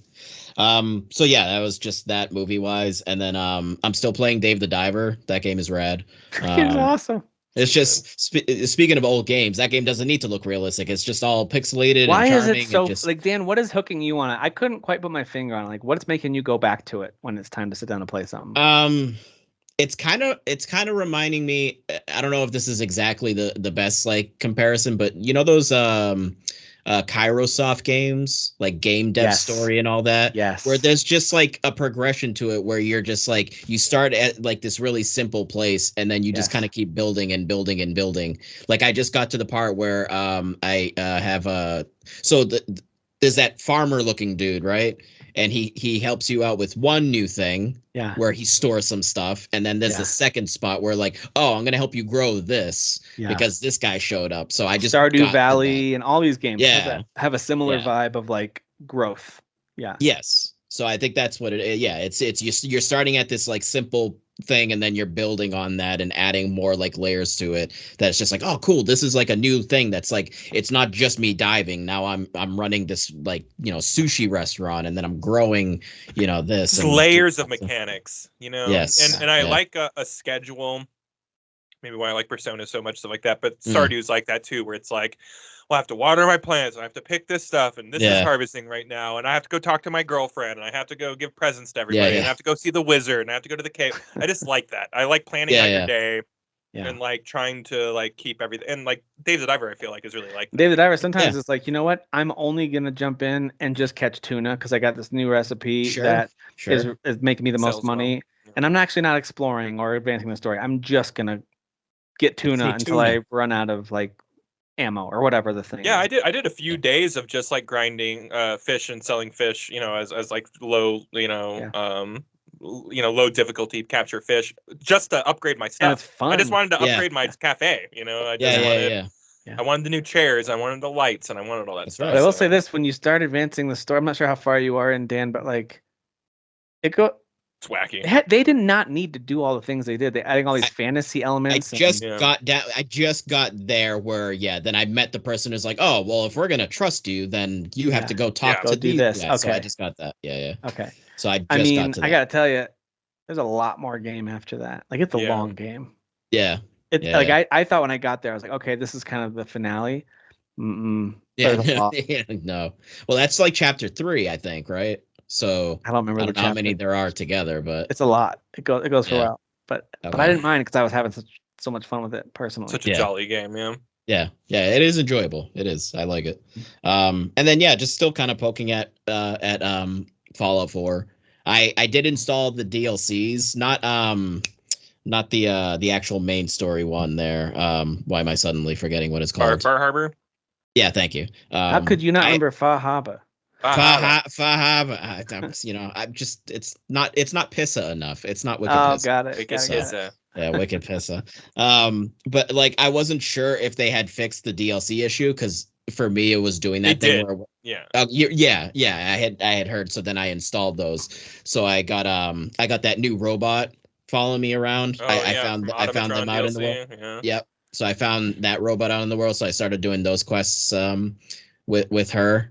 So that's pretty fun, but I'm just I still want to keep poking at it because I do want to actually finish the story. I didn't finish it before. I want to actually finish the story. So good, the story's good, and there's a lot of choice, a lot of branching paths. So who are you aligned with right now? Story. Like, clan wise, I will finish my story. Are you going with the Railroad? Are you Steel Brotherhood of Steel guy? Are you sticking with the Minutemen? Well, I haven't met up with the leader of the Brotherhood yet, but the Railroad. I went down there. I started doing the stuff with them. And Minutemen, that's like early on, right? So obviously you do a few of that stuff. Yeah. But the Brotherhood, I haven't actually gone over to like where they landed because there's the story where you come out of the building and then they're flying over, which is actually a sick scene, and then they're just kind of like around doing stuff, which is cool. It's not just like they go somewhere and they're there and you have to go to them. Like they're actually just kind of around, flying around. They're patrolling the area. Yeah, they're trying to take over. Yeah. Or, they're trying to like patrol. Yeah. Yeah. So Yeah, Fallout's cool, dude. Fallout's so cool. I guess people like it or whatever. Yeah. It's having I don't know why people didn't like 4. Like some people just don't like 4. But it's having its moment right now. It's like, having its moment right now. Yeah. And it's also it's been cleaned up enough now that people who jump in and finally give it a real try. And it is the easiest one to get into mechanics wise. Like it is not like an RPG like hellscape, you know. Like it is easy enough to like. And they never require you to play the predecessors, which is great for these games. Right. Yeah. It's like Elder Scrolls. Like you maybe have carryover lore, but it's like you don't need to play them in any kind of order or anything like that. That's right. Yeah. So. All right, so I'm really excited to watch Godzilla -1. We've been on a monster movie run this past week with our family. So we watched Godzilla from 2014. Gareth Edwards makes a good movie, guys. That one's got a really satisfying build where they'll show you some stuff. You get to see Muto a little bit, and then you get to see the other Muto, and it's just like, what is happening? And then you get to see Godzilla a few times, but then they cut away from the fights, and it's like, wow, come on. But then they do give you a pretty satisfying encounter at the end. And then in King of Monsters, which I know not everyone loves, totally fine. We really enjoyed it. I think it's fun. It's a fun one. There's some great monster fights. We're gonna show you all the monster. There's so many monster fights. Yeah. So many. And I love King Ghidorah. Is that who? Ghidorah. He's such a great monster. There's so many poster shots of him, like right from the beginning when he comes out of the ice, all the way to when he's just in the clouds and he like is rising up in front of the ship, to when he's on top of the volcano, like to when him and Godzilla are facing off in Boston, looking at each other, like all these absolutely incredible sequences that they just pan out, and because they know that like you want to see this, we're going to show it to you. Oh yeah, absolutely. And it's really fun. So we're going to watch Kong Skull Island next, and then we'll get into the last 2 of the Monarch movies. They've already seen Skull Island is so underrated. I think that movie is awesome. I actually did like that one. I mean, we're talking about 13-year-old middle school boys. Like they're gonna love it. Yeah. It's so fun. Dude, the human stuff is actually funny because like that one guy who's gonna throw the grenade or whatever, and then have this super heroic death and just gets fly swatted. It's the best, dude. Yeah, but all the characters are good. Like I mean, the cast is outstanding. It's Samuel Jackson, it's Brie Larson, it's Loki, it's a whole bunch of people, and I think the human stuff is fun, for sure. Yep, I agree. And of course, the set pieces and the fights and the T-Rex fight is amazing. Like they just did a real good job with all of it. So, anyway, so I'm excited to do that. And then we will do the Kong v Godzilla movies. We already liked the last one, and then this new Empire one. I know it's getting trashed. I'm sure it's not amazing, but I bet you they're gonna enjoy it. So we'll watch all these. Sure. And then we'll probably circle back to all right, that thread is over. You guys want to see a real Godzilla movie? And we'll watch Godzilla -1. -1. So we're making it a summer of monster movies. I'm excited. It's been a good time. Now, do they mind like subtitle, like not in English movies? Like we'll find out with that one. We might have watched 1 or 2. No, let me tell you that I'm watching the dub, which it's it couldn't be a better dub. It's one of the best dubs I've ever heard. The airplane crash one with the soccer team was a really good dub for that movie. It was, I thought so too. Okay. Yeah. Okay. So sometimes it's surprisingly fine. Yeah. It's just it's a little bit of a brain adjustment, and then you don't think about it anymore. Yeah. Okay. Yeah. Well, that's good that there's the option there. And the dub is out of control how good it is, because I was gonna switch it off just because I was like, oh, there's no way this is. Well, and of course it helps you two, especially. You're such big fans of anime. The mouths are never even close to matched up with English versions of what they're saying. Right. Yeah.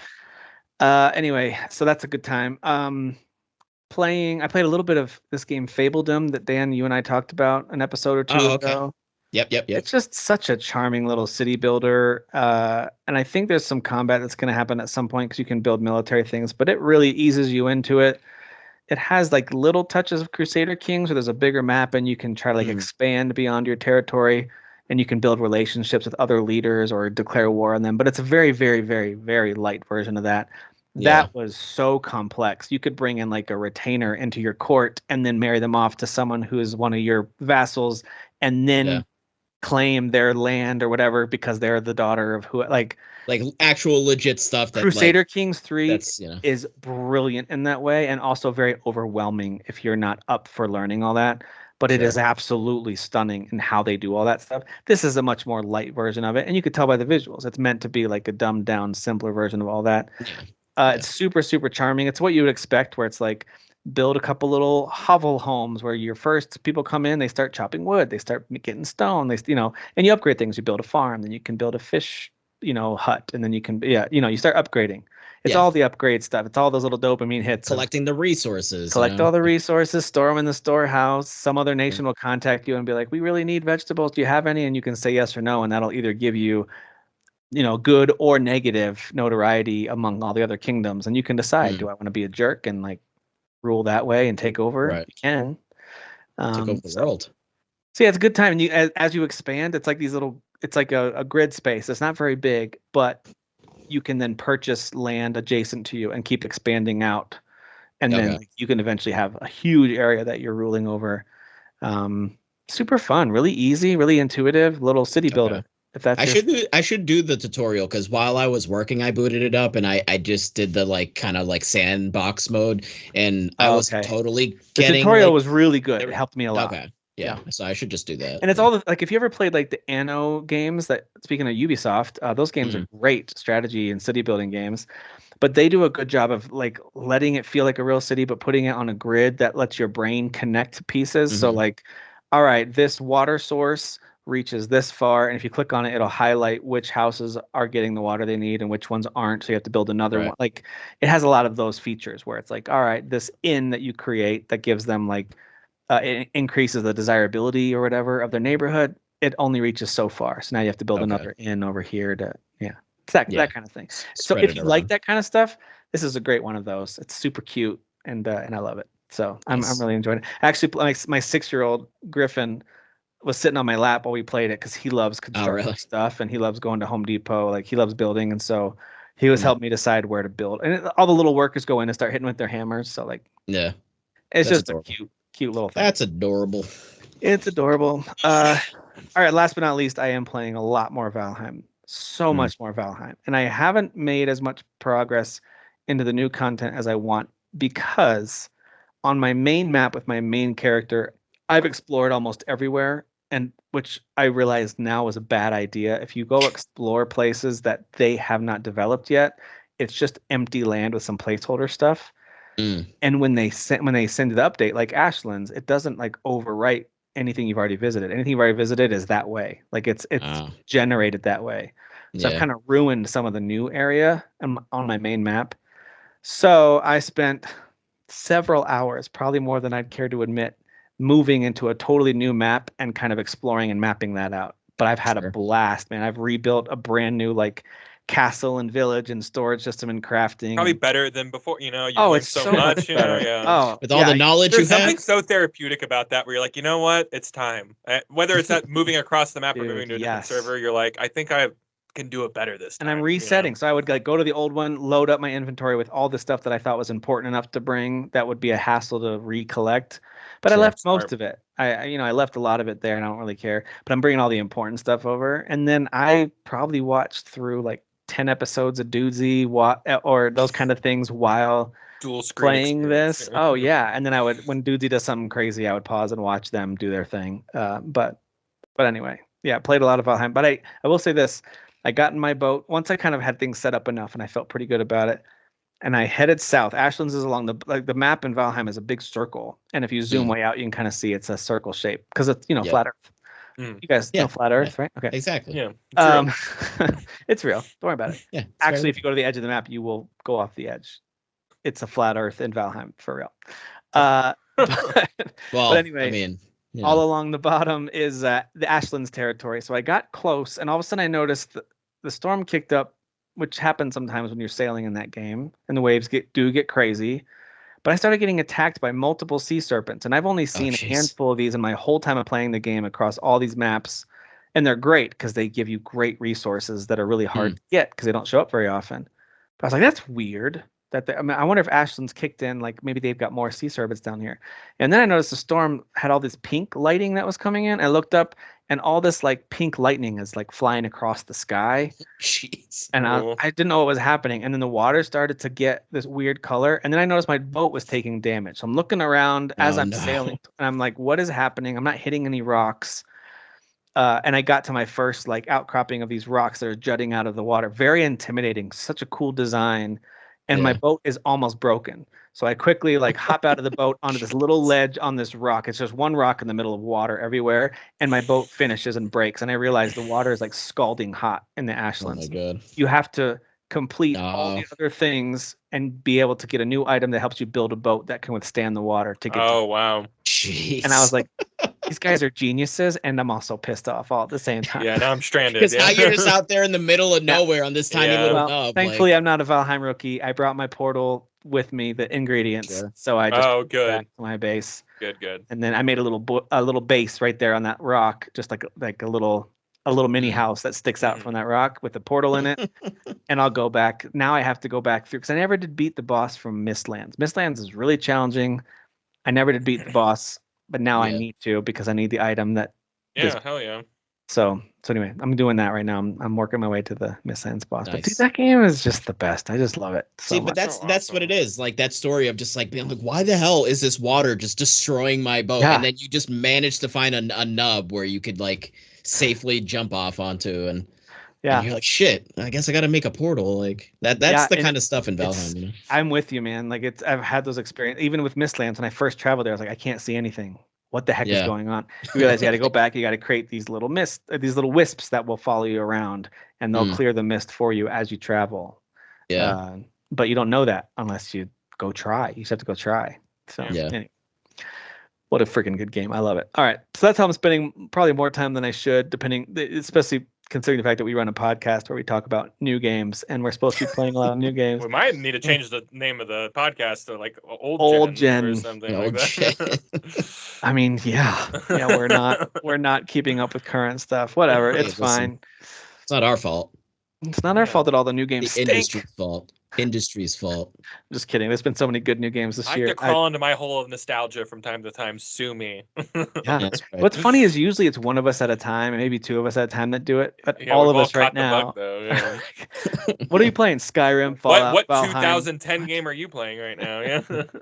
Next week I'm bringing Pong, guys. And my daughter did ask me if we could start playing some of that Planet Zoo game, so I probably will reinstall that. Another old game, which is fun. There you go. There you go. So anyway, it's summertime. You know, it feels, at least to me, it's summertime because they've been out of school for a couple weeks. So it has that vibe to it. All right, guys. Well, next week we will be talking all about. We might even record a little late to get after the Xbox show. At least we'll see what our schedules look like.